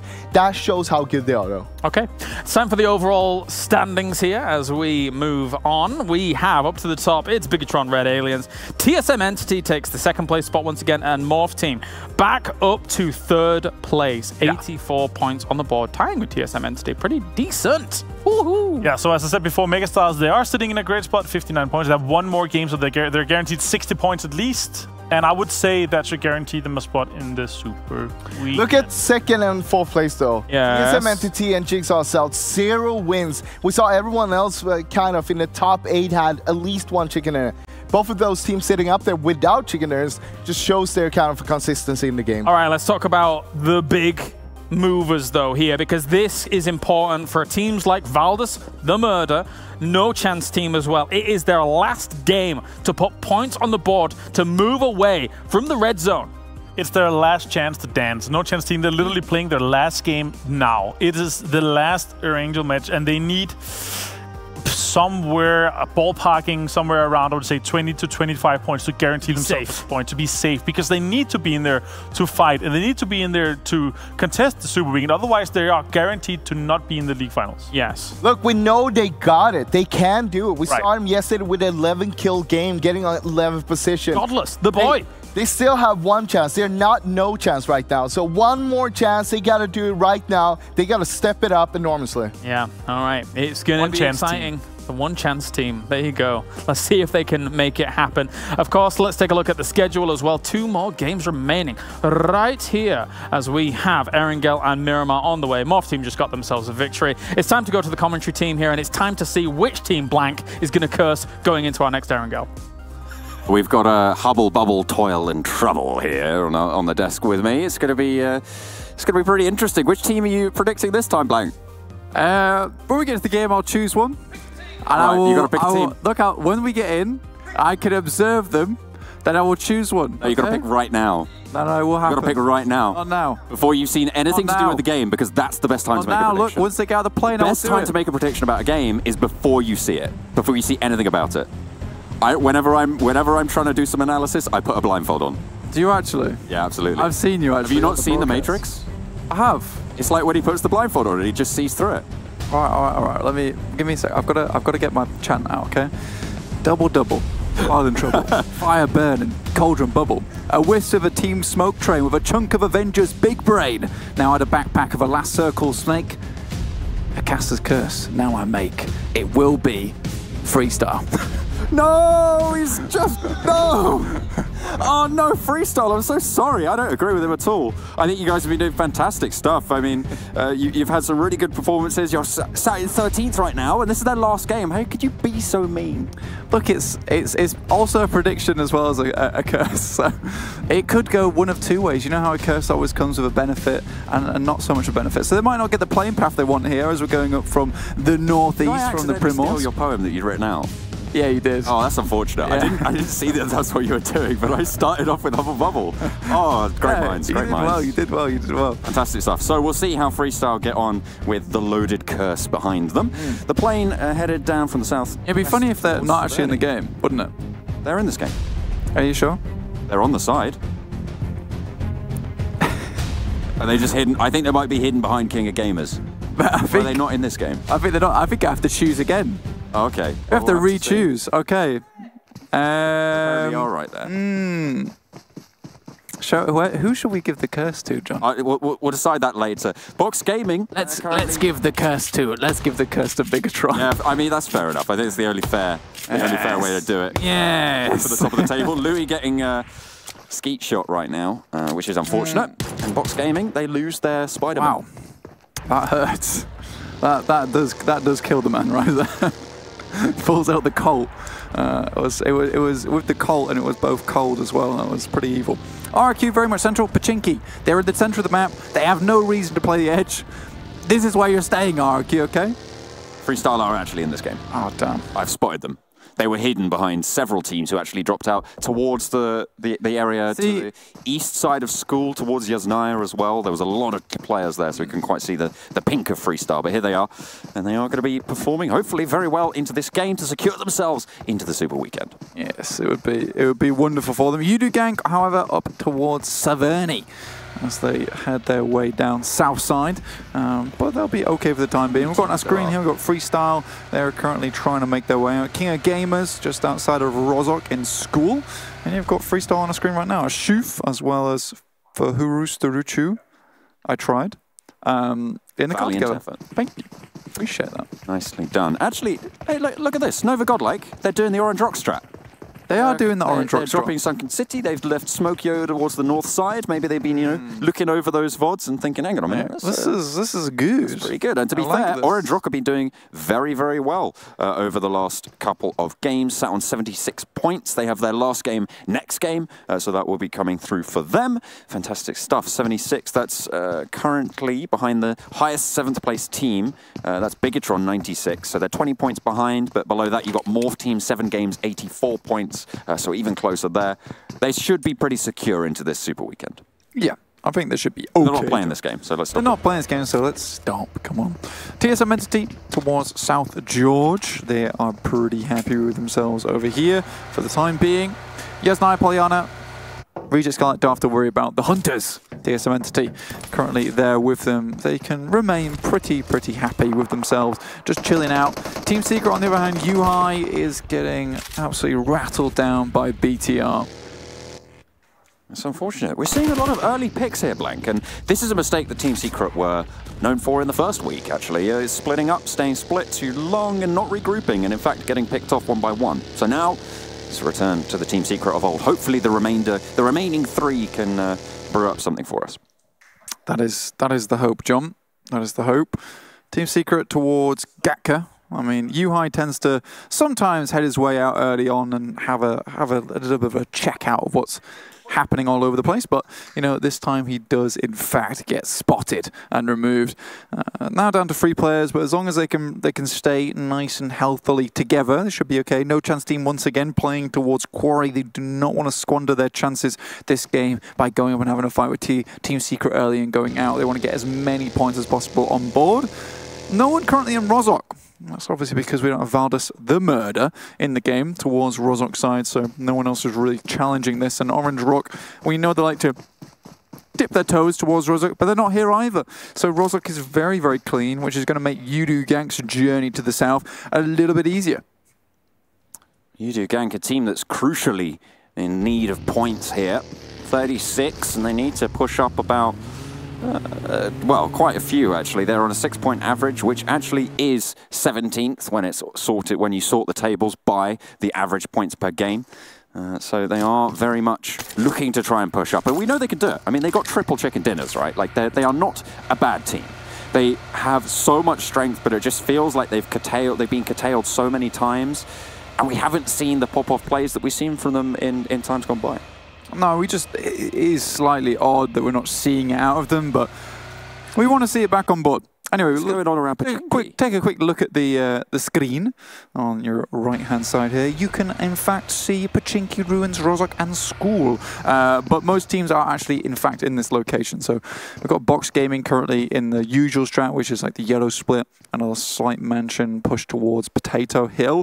They're going to get fairly looted up, and they tend to squeeze back together soon. But it looks like BTR are actually heading down, just slowly creeping their way down towards where Loki is currently residing, so he immediately moves over towards break. First crash. Into the garage they go. Smokey pops a nade down the stairs and runs up to the roof. Soup's taken a little bit of damage. You can see there's Exist from Nova Godlike coming in to aid his teammate. The rest of Nova as well, beating a hasty reinforcement march towards the compound, and they now have the outside. Bossa gets spotted out, and the spray is good from Vamp, and he will be able to flush that out as well as he peeks out wide. I think they're going to be going for it, but Smokey gets knocked. That's really unfortunate. A nice nade found for King of Gamers, so it's 1-for-1 right now. Smokey flushed out. 3 players from Nova Godlike trapped in a separate building of this compound. A nade in through the window for Exist finds a lot of damage onto Concept, but look at Braga as well on the hillside blank. He's got oversight on this whole fight. Nova Godlike make this cross, they'll have the advantage, but it's going to be risky to do so. In they go, the ground floor found. Up the stairs, they want to try and find it. No, nade cooked for Soup, and they just go straight on through, but Exist shut out here as King of Gamers hold firm around the doorframe. Currently, Braga's not doing too much, so he has to enter the fight as soon as possible, which is why he's running down towards the downstairs area. Looking to try and knock them out from the backside into the window, and Hasta goes down. It's just Vamp left for Nova Godlike. Finds one and brings it into a 1-versus-1. Oh dear. Can't quite hold onto it, and it's King of Gamers to come out on top, and all 4 of them are alive here.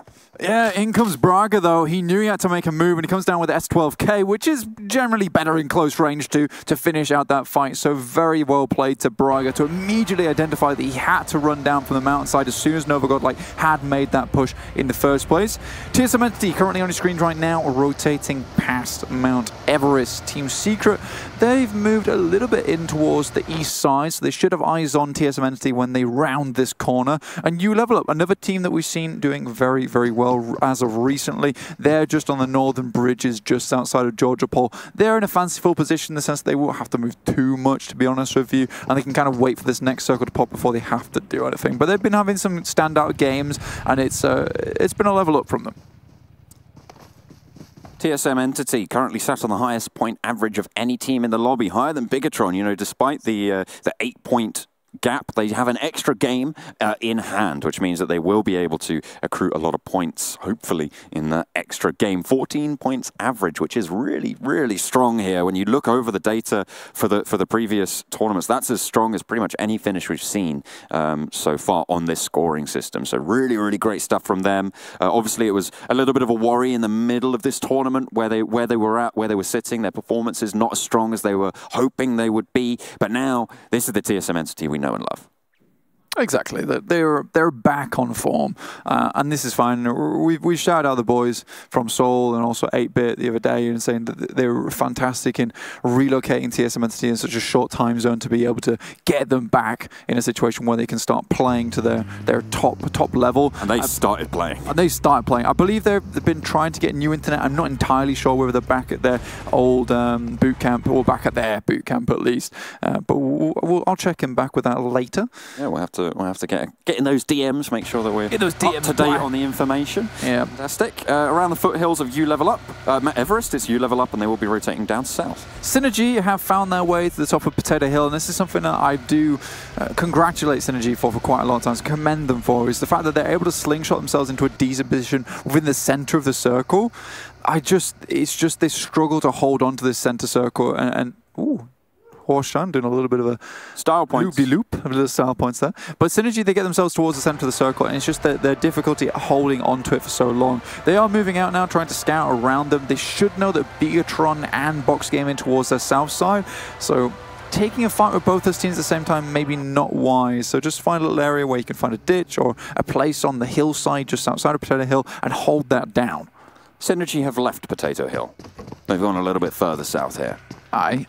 So they are going to challenge out Box Gaming, it seems, a little bit, trying to curtail that push in. Maybe they were looking out for Bigatron. We know they like to loot a little bit further east, and they wouldn't have necessarily left earlier, but they've actually already pushed out to the west, to the south of Pachinki. A real heads-up rotation from Bigatron. Yes, T1, they've actually managed to get their way past GXR Celts. GXR Celts will have to move through Freestyle, Box Gaming, and T1.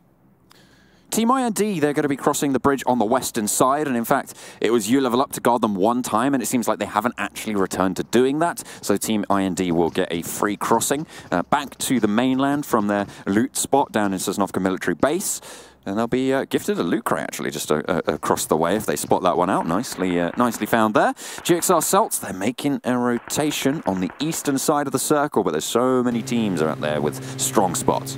RQ left Pachinki have actually headed towards the dips and divots just outside of there where they can pop their heads back up again and try and shoot any teams that get a little too close to them, so they have some natural cover afforded to them. This is the rotation of GXR Celts, which is a little bit difficult, and Ultron just smashes his way straight into a rock, which is unfavourable for your rotation, Study Jim. Yes, it's not ideal as a situation as it goes, but it does get away. Unfortunately for Box, they weren't quite able to land those shots, and Ultron on a sliver of HP, able to send away, getting some healing done into a compound. Now, next circle about to pop on our screens. We'll see exactly where it does relocate to. There's a lot of different areas on the map where it can go to, but it goes towards the north, favoring Yudu Gank. And like I said earlier on in this game, no one playing inside of Rozhok means that Yudu Gank has free reign on this northern side. Every other team towards the south. If there's a time for circle luck, Blank, it is now for Yudu Gank. They need these points. They need to be able to have a strong performance to get in to the Super Weekend. Obviously not making it into last Super Weekend. They're still in the top 16.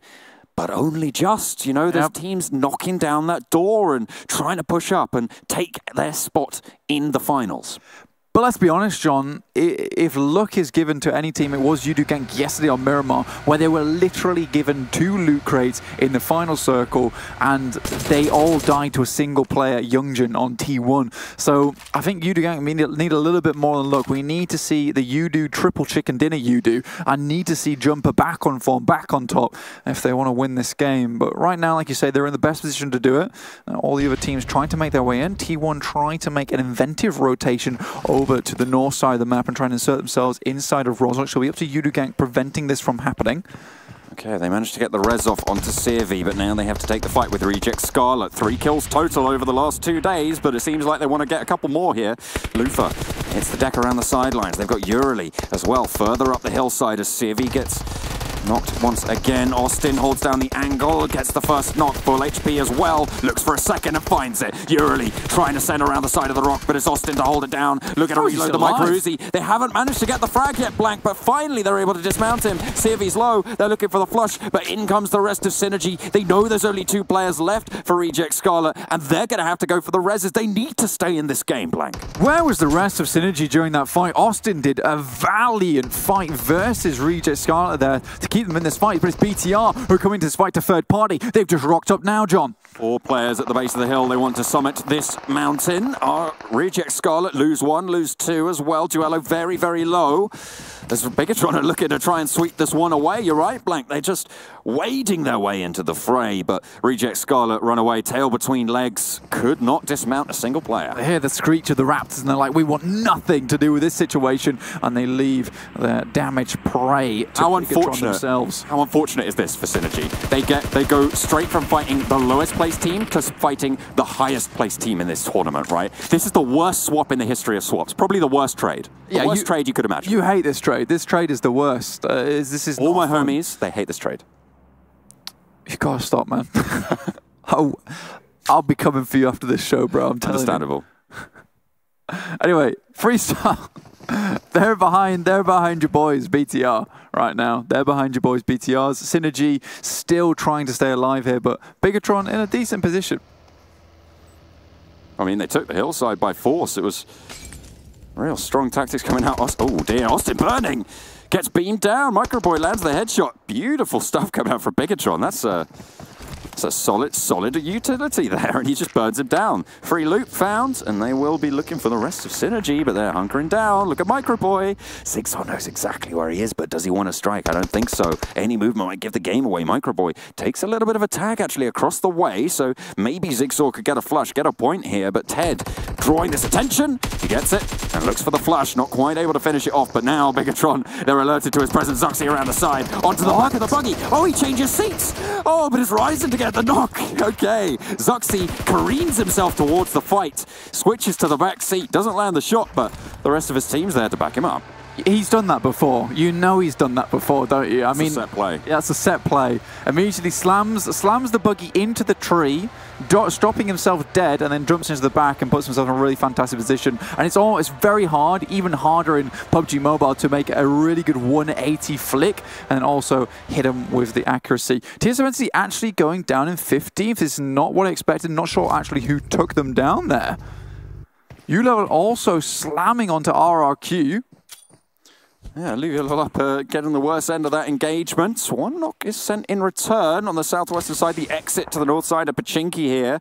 You level up, guarding RRQ pretty well, actually. I mean, there were a few knocks going away, but it seems like they managed to recover nicely and actually turn it on its head a little bit. RRQ down to just G9. But if there's one guy you want left on RRQ, it's probably going to be G9. Well, actually, I'll take that back. Beer, probably. Maybe a little bit stronger. We see now he can play around those nades. Fantastic stuff. Yurili able to get a frag over towards box. I have heard Beer is an absolute demon in the TDM as well when it comes to the 1v1s or 1v2s. In fact, I've heard he's actually slamming on those. So, but yeah, G9 as a team player, really strong. Choco Nut just behind G9 right now, making his way through Pachinki. So G9 might be able to get the backstab onto him. At the moment, it's just Ted. GXR Celts, they've actually made their way into the circle, have a decent-ish compound available to them. Freestyle all hunkered down in one building towards the south side. And Udugang, they actually took one knock earlier on onto T1, dissuaded them from getting close. This fight is so crucial, Blank. It's no chance team. They're as he said on the desk, it was one chance team, right? This is their last game. They are not in the top 16 for the Super Weekend tables. If they go out here, they are done. They are out of the tournament. It's just half an HP bar that stands between them and that fate. Yeah, Choconaut on the floor currently. Team Secret also in this fight. So the two green teams trying to vie for position, but U-Level Up holding this ridge side marvelously. Still in it, but so low. Bigatron taking the fight with Freestyle as well. Just thinning out those threats from all sides. Bigatron wants to try and keep their spot at the top. They don't want TSM Entity to knock them down. Of course, TSM Entity already haven't been eliminated in this game. This is a chance for Bigatron to extend their lead and try and maintain that top spot. Team Secret spotted out across the way. Winter looking to get the flush. He should be able to get it. It's going to tick away. I don't know if Team Secret are going to be able to get that res off in time. Ice Shots falls. And Winter picks up a kill. Box Gaming get eliminated in the meantime.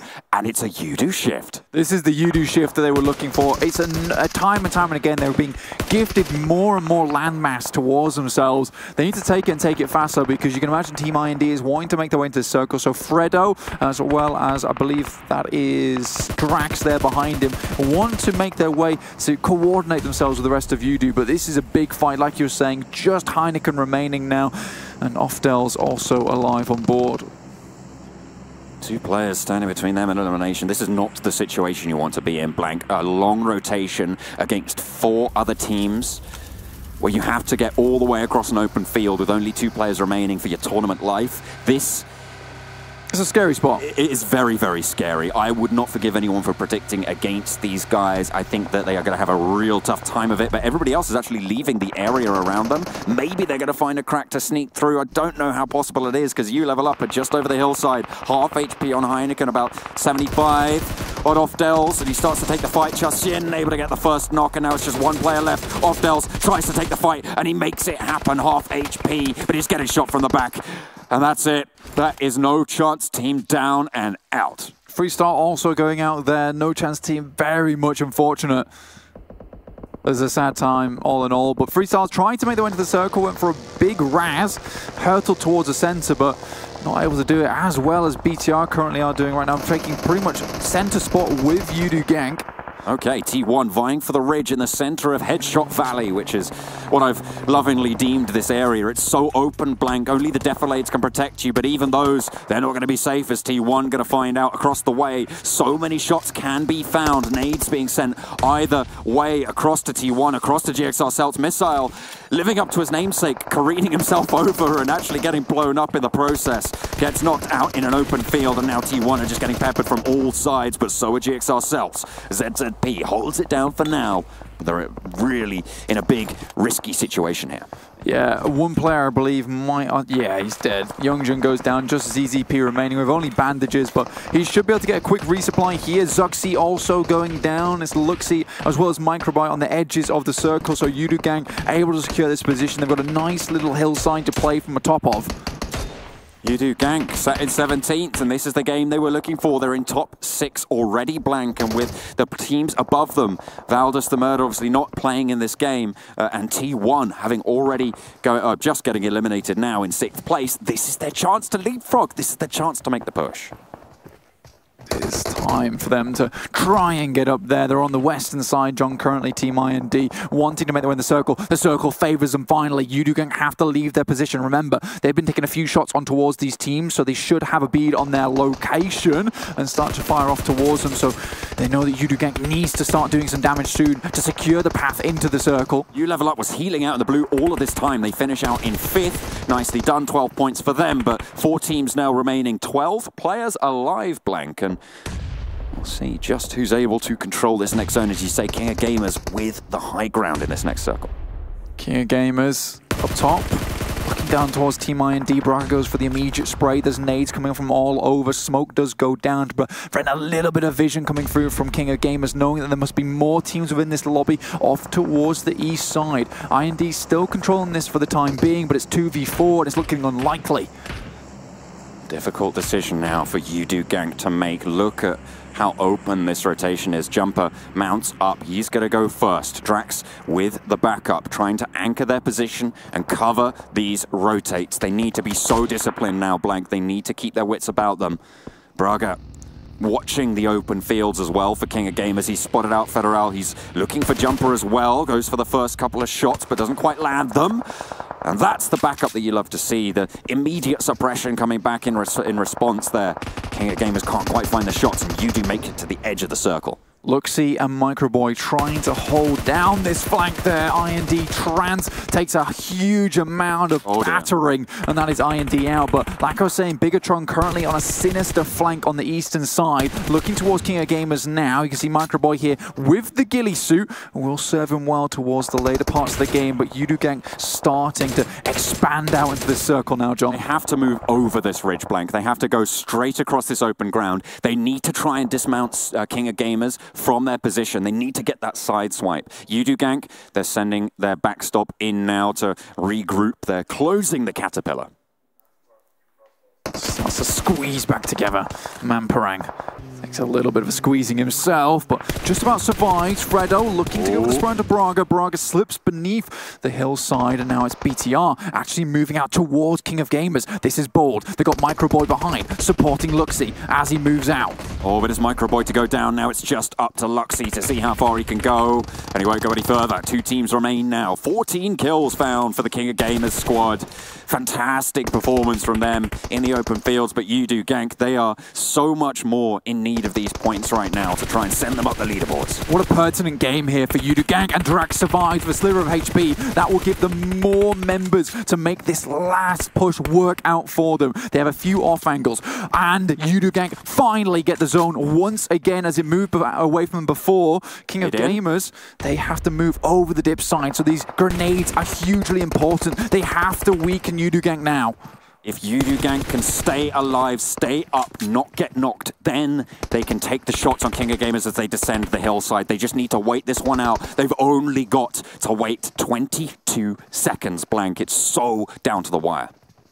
This is a really intense moment here. Yudu Gang, little cover. They set up the V here. Very fantastic play from them with the cover they're available. Jumper biding the time in the grass. Mamparang has control of the sightlines on the side. Bossa pushing in close, takes the first knock. Yudu Gang take one in response. They go 1 for 1 so far, and in comes the crash. Braga trying to flush out in the back line. Drax, he's getting protected on the sidelines, and Braga is going very, very low. Hasn't got the flush just yet, but spots out Fredo, who's holding down behind the QS as well. It's going every which way, Blank. On the Gamers who find yet another knock. Jumper goes down, and now it's just Mamparang holding down the back lines, looking to try and keep Yudu Gang in this one. They've already got 6 kills. They've already got 2nd place, but they really want that chicken dinner to confirm themselves in towards the Super Weekend. Is 1 versus 3. It will be Drax there, freely giving information across. There's Soup down, Mamparang so low, 2 bandages on board. Is it enough to keep him in this one? His vest is heavily damaged, so is his helmet. It's all but a lifeline that he needs here. Battered and bruised. 2 players for King of Gamers trying to move across the field, but it's open blank. It's a battle of the snakes. Mamparang, I think he spotted Concept hitting the deck there, wanted to try and get some shots, but half an HP bar. He needs to find a 1 versus 1. He needs to try and land those headshots. But with half HP, it's looking unlikely. Nade comes out, tosses it out into the distance. Looks like it's a decent trajectory. Is it close enough, though? No, Concept is just out of range, playing this very, very smart. Both teams right on the edge of the circle. Soup still alive, trying to crawl towards Mamparang, give a detailed bit of information. But the strength here is information for King of Gamers. They know exactly where Mamparang is. King of Gamers, they are safely tucked into the grass. Going either way, finally Soup is going to go down, but Braga on the off angle for King of Gamers. And they're looking to try and just create this crossfire right now, but it's a question of can Mamparang find the response shots? Can he stop them before they can take down the remainder of his HP bar? He's so trapped right now, Blank. 8 kills found for... No, that's Bigatron, sorry. It was 6 kills for Udu Gank. Maybe looking for at least 1 more. I think they managed to get 7 with that finish off onto Soup. But Braga finishing the crawl out wide. Concept just holding down, making sure that he can't push out either way. Look how wary he's being. He's keeping his wits about him here, John. Drops the backpack too and the pan. Anything to afford himself a little bit of advantage here in this final circle. He's out in the open here, but Braga will spot him. That's unfortunate. Can't quite finish it out, but still a great game for Udu Gank. It's the King of Gamers Club to take home the chicken dinner. A great trajectory for them. I think they got plenty of kills on board there as well. Dominant from that tall hillside in Headshot Valley. A really slow ending to the game there, but by no means bad at all. King of Gamers, they took their time with it. They knew what they had to do, and as soon as Udu Gank got into grenade launching range, King of Gamers took advantage of that massively. 1 game remains, Blank. We're going to send it back over to the desk to break down what just happened.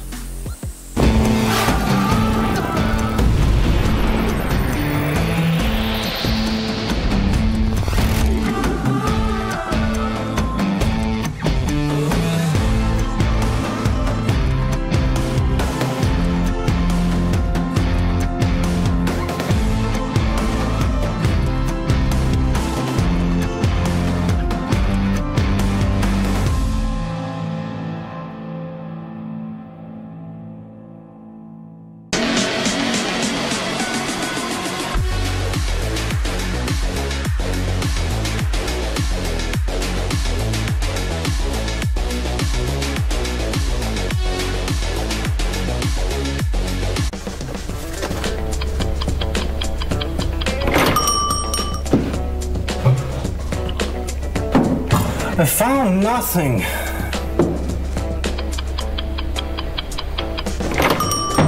My teammates weren't around!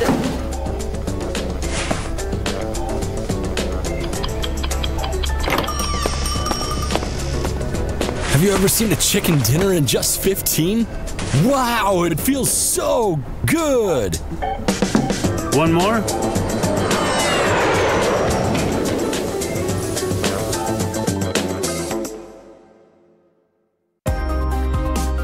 The PUBG Mobile World League is brought to you by the title sponsor, Qualcomm Snapdragon Elite Gaming, and the official beverage sponsor, Mountain Dew. King of Gamers, they are gaming out of control here when it comes to their win. Very, very good stuff. It could have gone a different way, though. We see Udu Gank up in the north of that circle trying to play a bit of spoiler, but they get themselves some decent points to try and keep themselves alive here. Avenger, Froz joining me once again. Question is, do you think that's going to be enough for Udu Gank to save them? Well, I started saying they're going to need somewhere in between 20 to 25 points. They got 21 in this one. I think it might be enough for Udu Gank to put themselves in there. And that's going to be super important for them to potentially defend their position in our Super Weekend number 3. Yeah, let's take a look at the points coming in from this game. See that King of Gamers got themselves the win with 18 kills, mind you. 18. Huge game for them. 18. I think so far... Smackaroonies? Yes, that's the one. It's as soon as we go above 16, you have to go for the Smackaroonies. King of Gamers was just dominating this game. Yeah. We saw him playing on the south side, and there was so many teams Joe was trying to push in for it. Basically, everyone came from south except for you, the gank that was already up there on the north side. Meaning that King of Gamers had to fight literally everyone to get up there. And of course, being able to make it and get the chicken dinner in the end as well, that is impressive. Yeah. And you can see here a few more points coming in for the likes of T1, getting themselves 10 points on the board, trying to move away from that red zone as 9th through 16th here. For Nova Godlike, only a point coming in. No Chance team, only 1 point as well. We'll take a look at the overall leaderboards later on to see how they're going to fare. But TSM Entity, not too many points coming in from that game as well. I want to talk about the U Level Up versus No Chance team, actually. Because we saw that U Level Up, Team Secret, and No Chance team was having a fight together. Right. Team Secret, they dipped out. They saw that, hey, we got nothing to gain from this. We're just going to go out. No Chance team, they were playing for their survival, right? Trying to make it or break it. And then, of course, you had U Level Up. And U Level Up, they knew that this is one of our opponents. This is one of our biggest rivalries because they're down below them in the Super Weekend standings. And they wanted to stay there, take the fight, take them out before anything else. That's right. It's the Mountain Dew, do the do moments. Do it, Avenger. Yeah.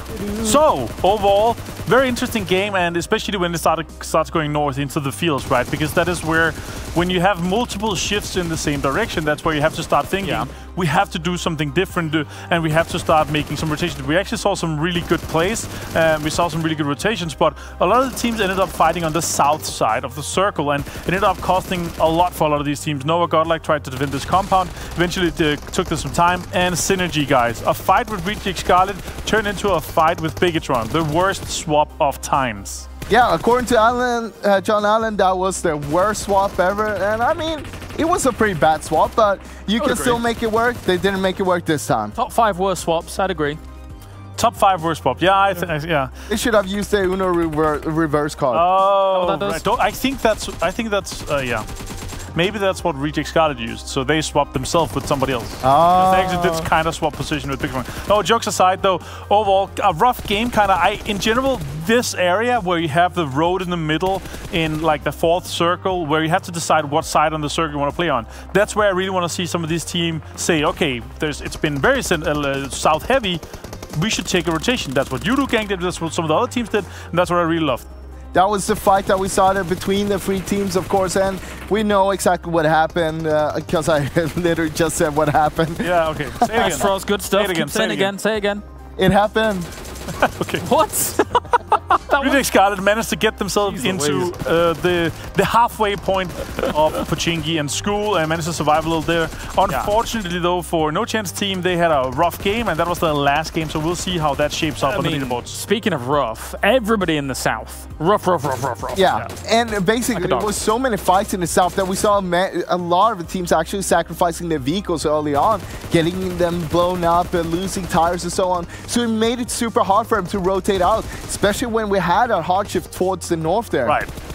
I will say, though, I kind of like the push from Yudu trying to gatekeep and making sure, because if you look at here where we've seen the shots, there's a massive field in between. If they had to make the push later, it was going to be super rough for them. The circle did kind of go that way, and if they could have stayed, it could have turned out differently, but I will say that was the great play for them.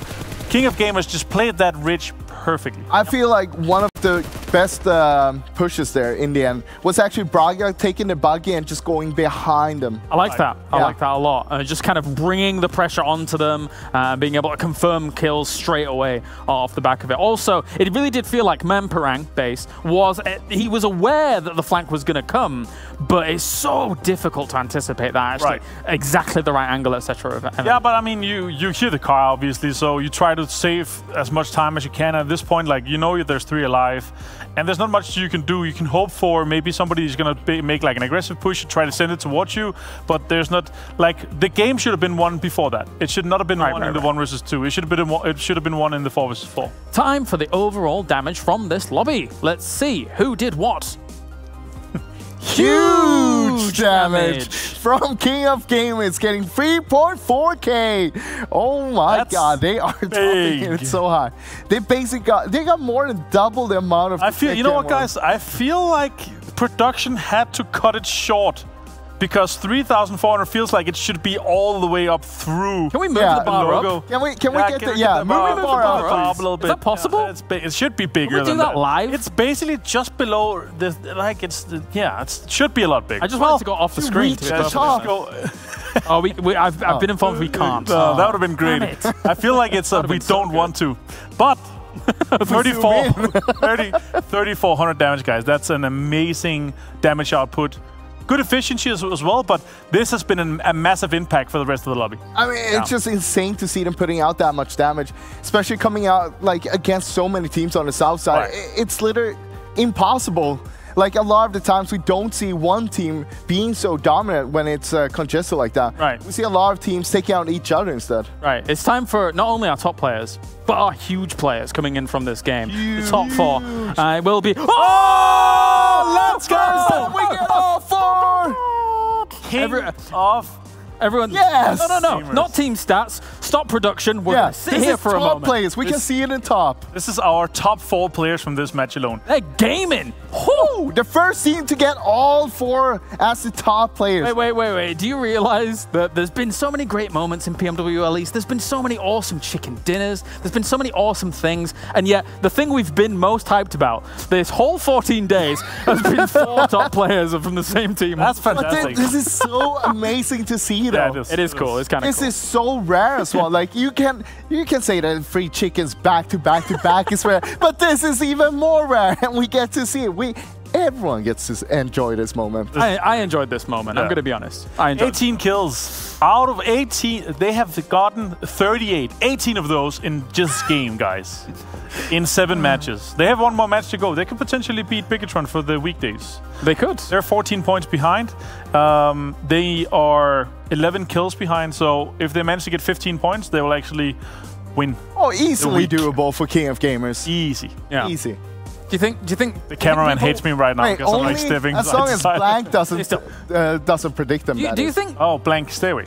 Do you think we're having too much fun? Yeah. I think so. Let's take a look at the overall rankings. This is important. It's serious time now. We've got 1 more game remaining. At that. Bigatron Red Alien still sits at the top, but King of Gamers Club takes themselves the 2nd place to qualify into the next stage, of course, our next Super Weekend. Brilliant stuff by them, getting themselves the amount of points they did just now. Okay. The top 10 is cool, but this is not what I want to see. I want to see who's in the red zone. I want to see who's down towards the bottom, who we have to keep an eye on to potentially see if they cannot get onto the next Super Weekend. Let's move down and see what's going on in our 11th through 20th spots. Okay, unfortunate, commiserations, no chance team. They are not only out now of this stage, not qualifying for a Super Weekend, but they're also guaranteed not going to the grand final, correct? Correct. Yes. Okay, I'm looking at from 15 plays here, from Freestyle, because they already played all the games. All right, listen. First of all, go on, Avenger. Frost was probably doing something else. They have on point. They have many points, right? Who was it that was below? I have to see that real quick. Nova Godlike. They will get 1 participation point. They will be on par with Freestyle, but they will need to get 1 more point than that to beat them, to potentially put Freestyle down to 16th place. And then Valdez, Synergy, and Rigi Scali cannot beat Freestyle, otherwise Freestyle will not be making it to the Super Weekend. They need to do as well. Nova Godlike need to get more than 1 point. Right. Currently, Freestyle is on 15th place. Yes. With 46 points, and you have Nova Godlike on 45 points. Yes. And 1 game left. Right. Yes. But the thing is that Freestyle got more kills currently. They got that's what I'm saying. 6 more kills. So the tiebreaker. Yeah, so they need to get 1 more point. Yeah. That's what I just said. But then you also have values, of course. Yeah, but Rigi Scali is looking rough. 14 points at the moment. They will need to have a record-breaking game to qualify for this. Synergy looking somewhat rough as well, but they're actually looking very good in our league standing, so I think they are pretty much safe for our league finals. They will not be playing unless they have a massive game as well.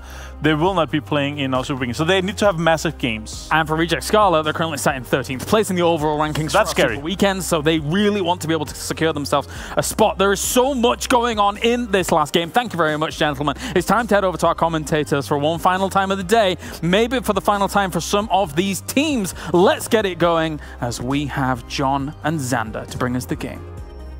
We are going to be solidifying our standings. We are going to be deciding the final Super Weekend. We've already had one casualty blank. Unfortunately, no chance team not going to be making it through. But it's do or die time for several of these squads. We'll be keeping an eye out for Synergy, for Reject Scarlet. They're really down low on the bottoms there, but we've got a couple of teams that do have a chance to make it up. I think they were mentioning on the desk, Nova Godlike. If they get one kill, they can leapfrog up a place, but they still have to contend with the rest of the lobby. It is a very, very difficult moment, a very upsetting moment for some teams as well. And I mean, we are here now in the final league play of this entire tournament. It's the last time we will see league plays. It's the last time we will see groups. We will be going over to the Super Weekend, and after the Super Weekend, we will solidify everyone going into the league finals itself. So it's a scary time. There's a lot of pressure on. So these teams are going to be at least happy that the playing path is somewhat kind. It is very, very just a normal playing path up from Los Leones up to El Pozo. It's going to afford most teams an area to drop, an area to hold. And we'll see if, when you continue to see these little fights between teams, we'll see if Valdes the Murder head up towards T1, challenge them out again, but it looks like Valdes the Murder dropping out of the plane very early, leaving T1 to their positions just towards Power Grid. See where everybody's going to opt to go. We saw you do last game have a pretty strong performance, getting plenty of points on board and setting themselves actually up towards 57 points now, 12th place, and pretty much confirming themselves to be in that next Super Weekend. Crucial for them. That's what they needed, and they are going to be able to find it as well. Southwestern Circle will be going towards Synergy's normal location. You can see they are down in the south area. Up north, you've actually got Orange Rock, the re-entry coming back in for the South Asian squad. And you do heading even further north, Blank, to your favorite place to say, La Cobreria. La Cobreria. I'm really good at it now because I spend about an hour every night practicing it. You do, I hit my you through mirror. the hotel wall. Yeah, I'm fairly annoying actually at night these days. But this is actually an interesting circle in the sense that, you know, towards Valdemare, Minas del Sur, Los Higos, we were almost chunking 20% of the map out, because it's very difficult to determine whether you're going to go down here, and the waters are like they might seem like rivers on Erangel, but this is a much larger map. It's quite a swim to get towards Minas del Sur if you're not using the bridges on either side. So you're going to run into an issue that you can't really confirm to go down to this location nice and early. A lot of teams on the eastern side of the circle joining Team Secret. You've got King of Gamers among about another 8 teams around this side who all have to make their way in, but it's Nova Godlike who are in a decent position here. You know, they said they need to get at least 1 point to leapfrog. Well, here you go. This is a chance for them. They don't have to do too much fighting early on. It will be these teams on the eastern side who will be brawling against one another to try and get into this circle proper. One kill is all they need, Blank, and that's what they're going to be looking for. It's really down to, as I said before, it's down to the wire. It's last chance saloon for them to make it on through. Of course, they do need to make it through, but their journey doesn't stop there. They haven't played in any of the Super Weekends prior, so not only do they need to be able to get that point on board now, they need to have a really strong couple of days coming up as well if they want to qualify for those league finals. Yes, yes, indeed they do, and it gets a little bit frightening at this point where there's a lot of pressure on. Even in this last game, it's no longer a case of being in week 1, where I mentioned it all the way back when, saying that you do not want to be in this week catching up. You don't want to be in that situation. You also don't want to be in a situation where you watch yourself drop down the rankings. Now, Yudugang did that in Super Weekend week 2, which is fine, because there was still a chance for them to drop into the next Super Weekend and actually get some points up on board, so they could have a chance to catch up. You do not want to be a team that's watching yourself slowly drop down and then finally be relegated out of the league finals. Speaking of being relegated, Freestyle very much at risk. They're going to be hoping against hope that Nova Godlike go down immediately. That's what they want. That's what they want to see. That's the only way they stay in. Because remember, they're currently sat in 17th in the Super Weekend leaderboards, below you level up on 99 points, which means that if they don't make it into this Super Weekend, they are going to be done as well. Like I said, John, it's a scary moment. This is the horror movie of maps in terms of PUBG Mobile. It's the week 3 and then day 2. Looking at the map now, though, Megastars made themselves very much central here towards Monte Nuevo. This is a team that's consistently been doing better and better each time, and it's really, really fantastic to see a South Asian team like this just to start to step up in a big way. Obviously, Vexy, a lot of the community's got a big love for this guy, and why not? He's a hugely powerful player, but there's players on this team like Paradox, Swag, who are also really, really strong, and we saw Encore in that interview earlier as well. Seems like a very, very lovely lad.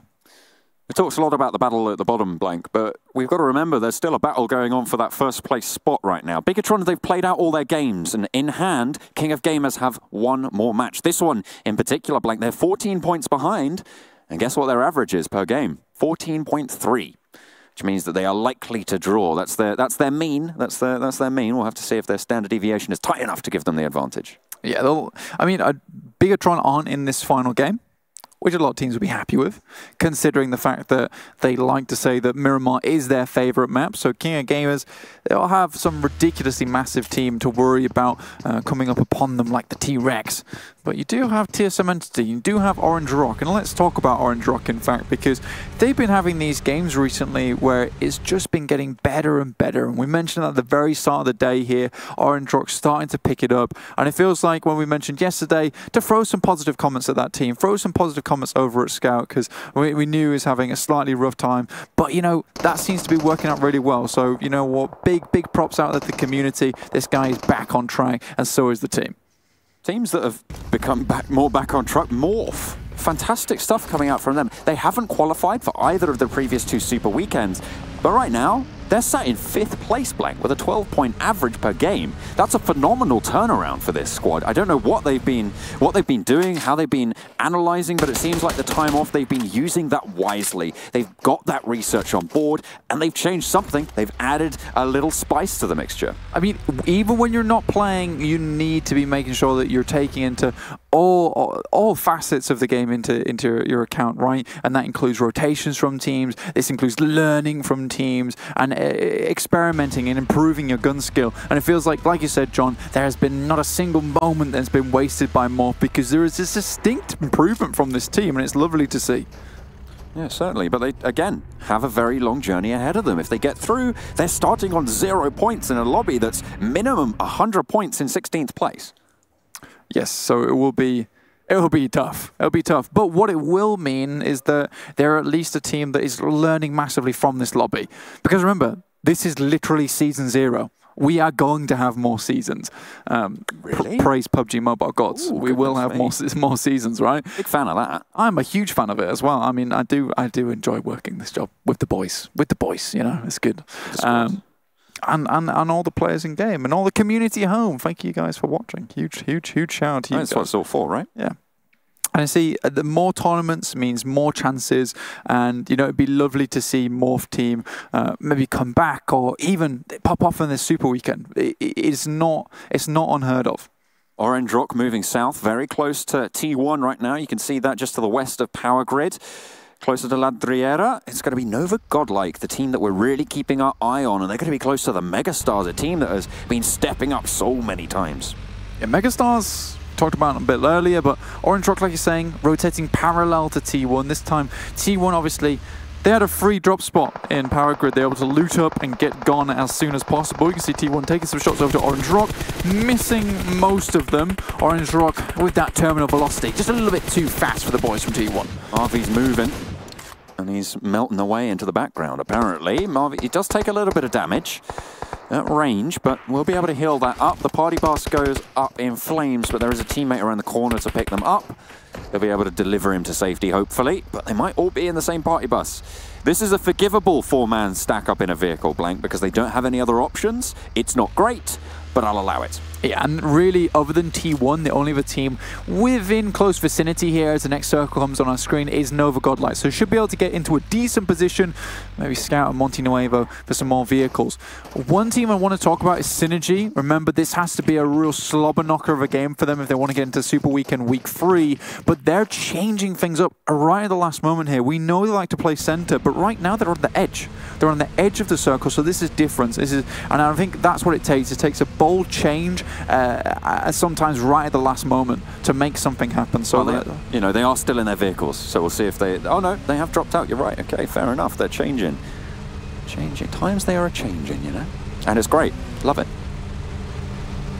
Is that what you wanted to say? Yeah. Is that what you interrupted me for? Is that what that was? That was the whole sentence. I appreciate it. Thank you. You were like, no. They're going, oh wait, no. Well, they're starting to move again. They are, John. I'll agree with you there. They are starting to move up once again. But we're having a really big clump in the middle, and it feels like there's been a bit of parlay on the eastern side. Everyone abiding by the code. And really, most teams actually been able to make their way in. Val's the Murder very close to other teams, but is currently on the move inwards. Most teams trying to play the central position. RQ taking that zone on the western side on top of the hill. Udugang doing a standard rotation on the western side, coming down from El Pozzo, and they will try and move across the east. But here we go. Fight on our screen already. It's King of Gamers. Those boys who are doing so excellently well so far versus You Level Up, another team that's been on the rise.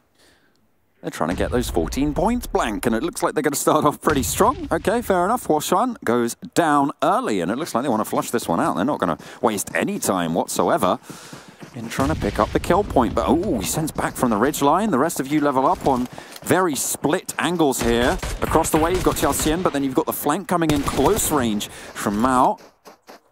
And they are going to try and control it. Winter as well. Just a very different position. It's all disparate for You Level Up. Trying to find all the spots. Remember, already they have taken a bit of a battering in terms of the fact that they removed a member early on, but that will be Mao going down. Could be caught unawares by the player off to the side of the warehouse, but I don't think they're going to strike just yet. Winter off in the distance, and Xiaoxian just trying to move around and get away from this. I don't think they want any more of this. Yeah, Xiaoxian just on his way, on his bob. It's fine. No worries. RQ, they've split up into a line here, a little chain on the top of the mountain. I'm okay with this. They're splitting up, starting to take a little bit more confidence in their own gameplay. It's what I love to see. Again, I would hate to see them go into the Super Weekend with that slow kind of gameplay we saw from them this previous one. Xiaoxian currently upside down his vehicle. That one's not getting back up on its feet like an overturned beetle it is, and will instead just make his way on foot. You can see Orange Rock here playing just on the extremities of Monte Nuevo at the moment, John. Just scouting out. They are fairly central, waiting for this next zone to come on our screens. Nova Godlike, very, very central on the area. As the next circle shifts actually towards them. Ooh, they're going to be pretty happy with that shift. But there are going to be plenty of teams moving in from that western edge, so they're going to have their wits about them. But again, another but on this sentence. It's a very long compound, this one. If they get one kill, that might be all that they need to find. Yeah. Let's look on the other side of the map here, though, John. Udugang. Sure, they got the circles last game, but this time it does not favor them. A long eastern run for them to get into the circle. TSM Entity, though, discipline is a way that I describe this team a lot of times, and they have waited for this circle to come before moving anywhere too drastic. And they are currently on the north side with the roads in front of them to their advantage. Orange Rock, they don't have too far to go either from Monte Nuevo, but it's T1 to immediately start zooming towards the middle of the circle and finding a compound early. Orange Rock out of Monte Nuevo. We'll see how they manage to get on with that. Team TSM Entity on the northern side, just south of Power Grid, controlling the ground around there. So they'll have some hillsides to operate. They'll have some oversight onto the roads as they do move through the rest of this game. On the south side, though, there's a heavy conflict going on between GXR Celts and Morph as we cut on over. Ultron goes down as Zay has already fallen. You got players very, very low, trying to hold it down as Nade's getting cooked, and thrown on through. Morph with the backup. 2 players in the compound versus GXR Celts with 1. Ultron should be getting res, but No Mercy will be able to take that forward position from them. Adds up to the top side. We'll be fine for the time being, like you say. Zabro around, but shots come through from a tanky now. Rocks throwing in the nades, still aggressing upon this compounds, but most of Morph have been able to get back up to 70% HP. The nades are still a-flying though. Oh, that's a Molotov as well. A lot of burn damage sent on through, getting the first aid off, and won't be able to survive for now, but damage being done makes the fights all the more easy, and No Mercy still burning away. Goodness me, another one sent in by Rocks. They are really not giving Morph any room to move. They can place these nades now. They could start to put pressure on with this zone control that they've managed to afford themselves, and there it goes. Ultron able to make the boom go boom. Jexy there on the top side, trying to plink away at these players, but not really getting too much done. Rocks jumps on the way, but right now GXR Celts might have done enough. They are going to go in close. A flush comes through for Morph. Finding one on the push, another soon to follow, but it's traded off. No Mercy, a sliver of HP. What? Oh, he's able to get it done from the top floor, able to drop it from the turnbuckle. Morph able to put up the wall and hold back GXR Celts for the longest time before able to finally win that fight. They will be happy with that one. Nexo comes on and will provide them a little bit of relief here as it heads down towards them on the southeast. This circle has been all over the place. It's really been making a big journey. Synergy down to 1 player. We were seeing them take a fight with RRQ out on the west, so they just have CRV left standing. A team that is in danger of not making it into this Super Weekend, Blank, and with them only on 1 player, I think it's pretty much impossible for them to do so. I think without a ridiculously miraculous game here from CRV, yeah, I think you're right, John. I doubt we'll see them in this Super Weekend, sadly.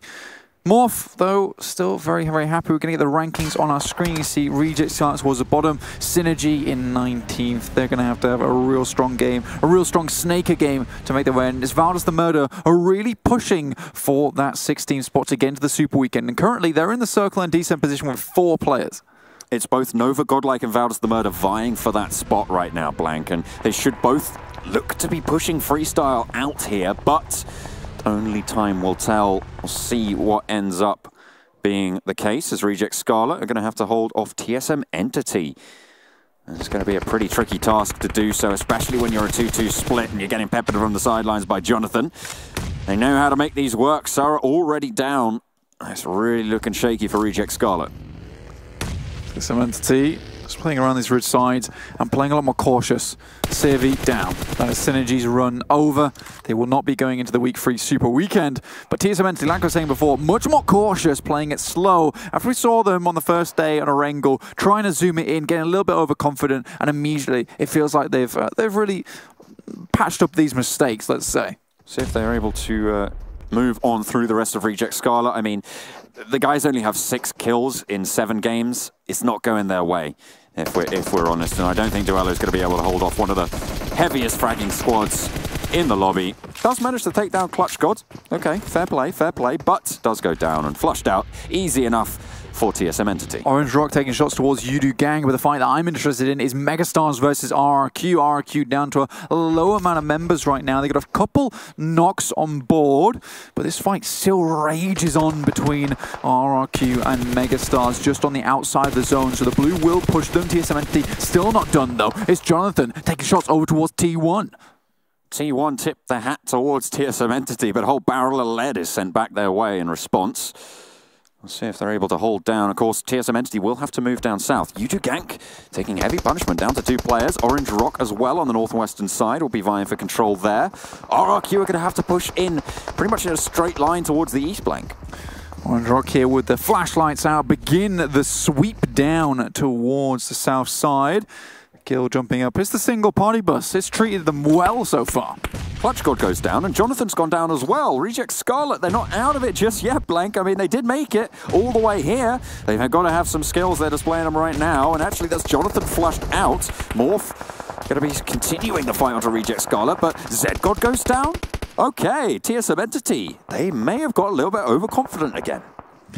I mean, the beginning of the fight was fantastic, and then I don't know what's gone wrong as we weren't watching it towards the end. We're back on this fight between Valdus, Udu, and Orange Rock, but Velmoth has been taking some real liberties here with this mini.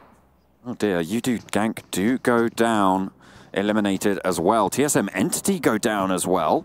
Goodness me, top teams falling. Team Secret, what a brilliant position they're in right now. Got a fantastic compound. Hopefully they decide on a single area within this compound to hold. I think it's ambitious to try and hold both warehouses at the same time. Only one player alive for RRQ Athena, and it's G9 out in the blue on the western edge. Megastars will have to leave this gatekeep. They don't want to play on the long side of the circle on a fast push towards a compound that's occupied. They need all the time that they can afford themselves. Hang on a minute, is that Nova Godlike getting a couple of kills? I think it might be. Valdus the Murder are going to look to try and push up as well. You can see them going up and down on the live weekly ranking there. 16th place right now for Valdus. This is where they want to stay. Keep going forward. But it's Nova Godlike who are taking the fight on towards Valdus themselves. If they can wipe them, they might just confirm their spot blank. This is crucial, but Megastars don't want to let it happen. Vamp gets knocked.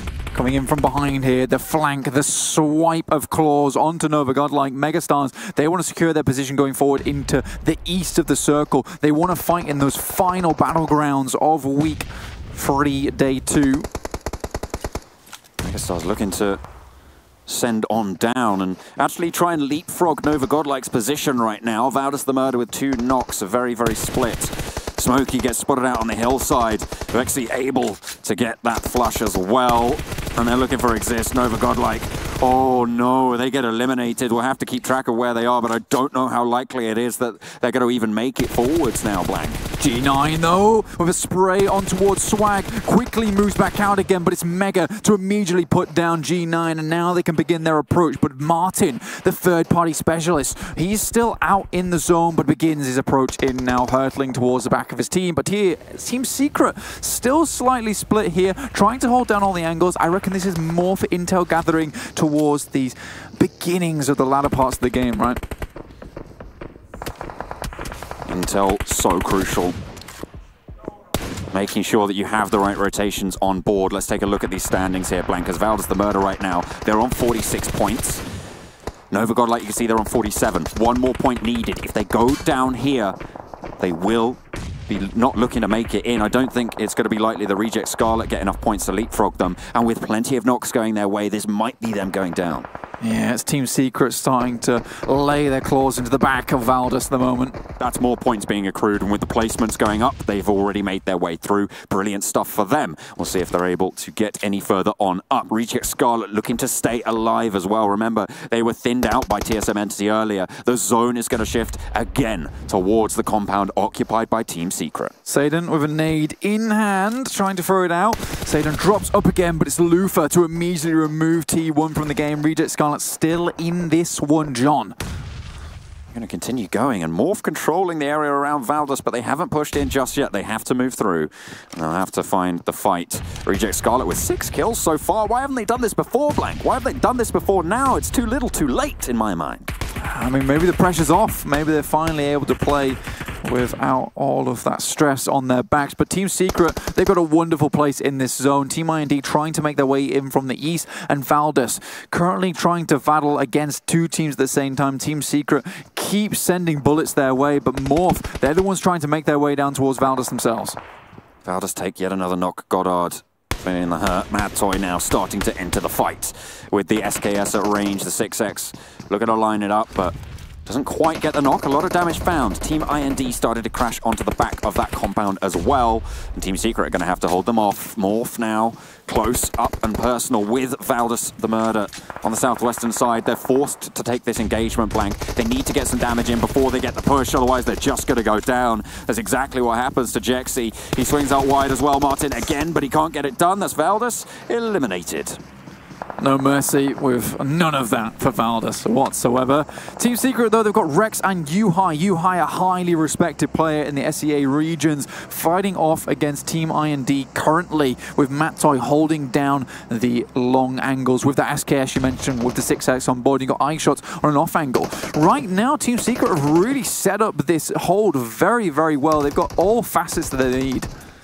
have got everything under their control, under their purview right now. With 5 kills on board, they've been playing this one again by the book. That's what we saw Morph do earlier, and it's what's needed in these late stages of the tournament, Blank, just to solidify those positions. Make sure you move away from the elimination bracket, because Team Secret, quite frankly, they're too close for comfort to the elimination spaces, to the red zone at the bottom of the table. And Reject Scarlet continue to light things up as Morph feel the hurt. And they truly are like a deathly whisper in terms of secrecy getting into these circles towards the end of the game. They just slip in, find a good spot, set themselves up, and at the end of the game, they strike. Reject Scarlet really channeling their inner Boromir right now. They've taken 3 arrows to the chest, but they're still swinging for those Urukai. Unfortunately for them, they are in the end going to die. It's Sean Bean's curse. It is the Sean Bean curse, but the circle favours them. Some redemption for the Sean Bean himself at the end of the game. We'll see if Reject Scarlet can get that chicken dinner and maybe have a little bit of a last laugh. It's their fault for being mean to Frodo. It's true, it's true. It should never have been mean to Frodo or Fredo in this case. Oh dear, fantastic. Well, 3 players alive for Team IND. We've got 2 players up for more, 4 players for Team Secret who have been holding down that compound, but finally they're going to exit that towards the circle on the western side. They control the ridgeline on their side of the road right now, and IND are going to compete for that position. I have to be careful. No helmets found as well for some of the players on IND. They've been through the walls. And Team Secret, they haven't. They've been sat in their buildings happy. So they should have the smokes available to themselves to get across this road, to get back into the circle. But Team Secret, they've got to be careful because they're dead center between Morph, TMIND, and Reject Scarlet. They're the first team that's going to take shots. They're priming themselves for battle right now, Blank, with 4 teams remaining. Reject Scarlet continue to enter the fray. Snacks gets knocked, Eurily finds the flush. They're trying to challenge it, but they just can't get it done. Lufa moving around this ridgeline like there's no tomorrow. Slayer goes down as well. And that's IND eliminated. 10 kills found for Reject Scarlet. Blank, what is going on? Morph taking punishment now as Team Secret enter the battle. And finally, someone's able to land a shot onto Reject Scarlet. Morph team get eliminated. And now there's just 1 player for Reject Scarlet alive. It's Lufa versus 4. They know where he is. They know what he's got at his back. They know what cover he's using. And they can send in the nades, send in the players. The cavalry rides strong. Blank Team Secret looking to take the 1 versus 4. Around the back they go. Matoi goes down, but the rest can't be stopped. It is Team Secret to take the chicken dinner. A deathly whisper at the end there becomes a battle cry for Team Secret as they rush out from the warehouse in the end. Very well played, and it seems that once Team Secret can make their way and slip under unawares, they seem to play out of their minds at the end. They had that ring on, you know, they just vanished from all sights. It's fantastic stuff from Team Secret. Nobody quite knew what they were going to be able to do, and they pulled it out of the bag at the end. Fantastic. They're going to leap up the leaderboards as well, solidifying themselves into that final Super Weekend. But we're going to head over to the desk to check out just where those final standings lie.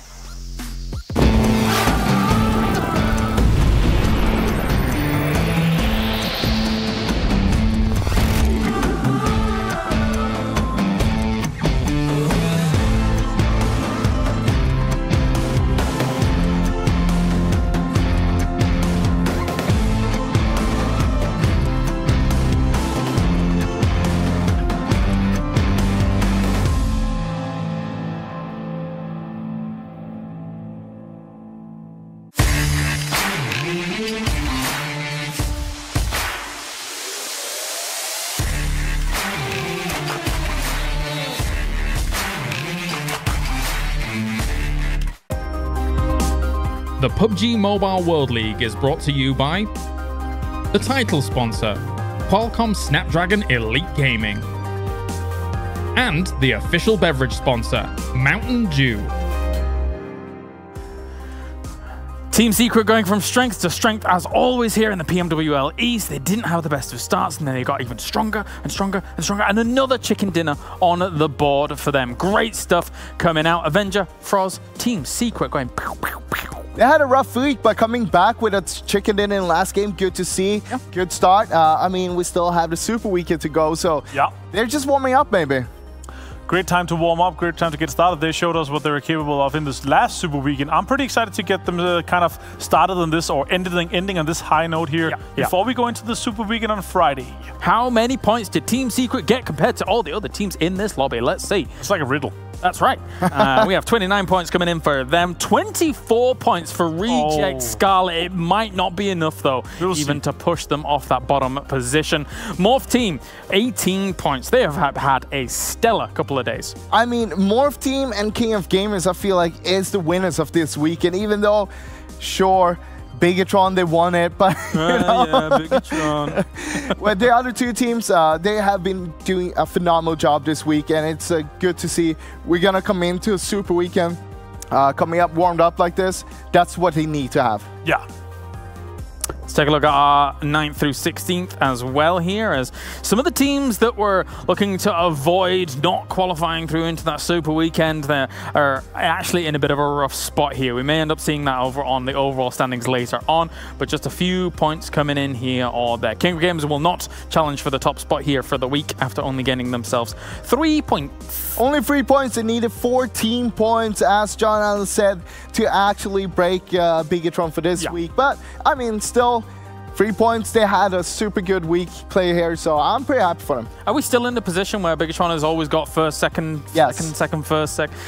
Yeah. Nuts. Absolutely nuts. Let's check these team stats as well here for our team secrets, as they do 1,552 damage. Not much healing. Whee. Oh, very nice ratio. They're also sitting in that compound and around that area for quite a significant time. So being able to poke out a lot of damage without receiving some yourself is going to have you crystal clear for the last fights, and you're going to have full vest, full helmets, and full ready for all the fights to come. That's correct. Avenger? I mean, not for Avenger. That is me. Froz. Well, I mean, we haven't seen too much. Like, last week, I feel like that was the team secret weekend. We saw them do so good. But then coming into this week, it's been a little dip. It's been a little dip. They're keeping their strategies for the weekend. They're going the downhill. Now they're going uphill again. Let's take a look at the Mountain Dew Do the Do moments here as we start things off. Miramar circles have been... Go away, Avenger. Miramar circles have been very kind, or kind of very timid. Yeah, I'm actually kind of sad because I was hoping for some, you know, like big shifts and... Los Higos everywhere, Campo Militar, La Coparia, Oasis in the north. Oasis, south of Los Leones, like all this, but no. Out on Military Island, on Erangel. All the way to the... Very harsh. Go away. No, you know, like even something as a little bit spicy as, you know, an Impala circle with some water in it, and but no. No. Or like in El Azaha ending where all the high ground is still in while people are still fighting in. No. I mean, the place I said originally. No, that's what I said. Miramania kind of didn't even wear boxing gloves. It wore giant marshmallows on its hands. So, it really didn't pack a punch, I feel like. Big candy floss. Like giving it's fine. Miramania will somebody one day. It's been okay, actually. I was hoping for some more spice, though. Like, it's been interesting, but it's been very, very timid. That's right. Circles, I as you explained said. it. Yeah. And I mean, we're also seeing because of that, a lot of teams have been having sort of an easy time on Miramar itself. There haven't been too much of rough hardship and so on. People are taking the time to get themselves into a circle, having the time to scout and so on. I mean, that grenade just then was the kind of delivery you don't want, I think. Yeah, you open knocking on the door and just throw a package in and then just run away. Yeah, that's right. That's how my delivery guy does as well. Does he? Mine just doesn't deliver. He goes like, how does that work? Oh, we turned up to your door, but you weren't in. I'm like, you didn't. I'm in all the time playing video games. You lied. You know what? That's actually what I love.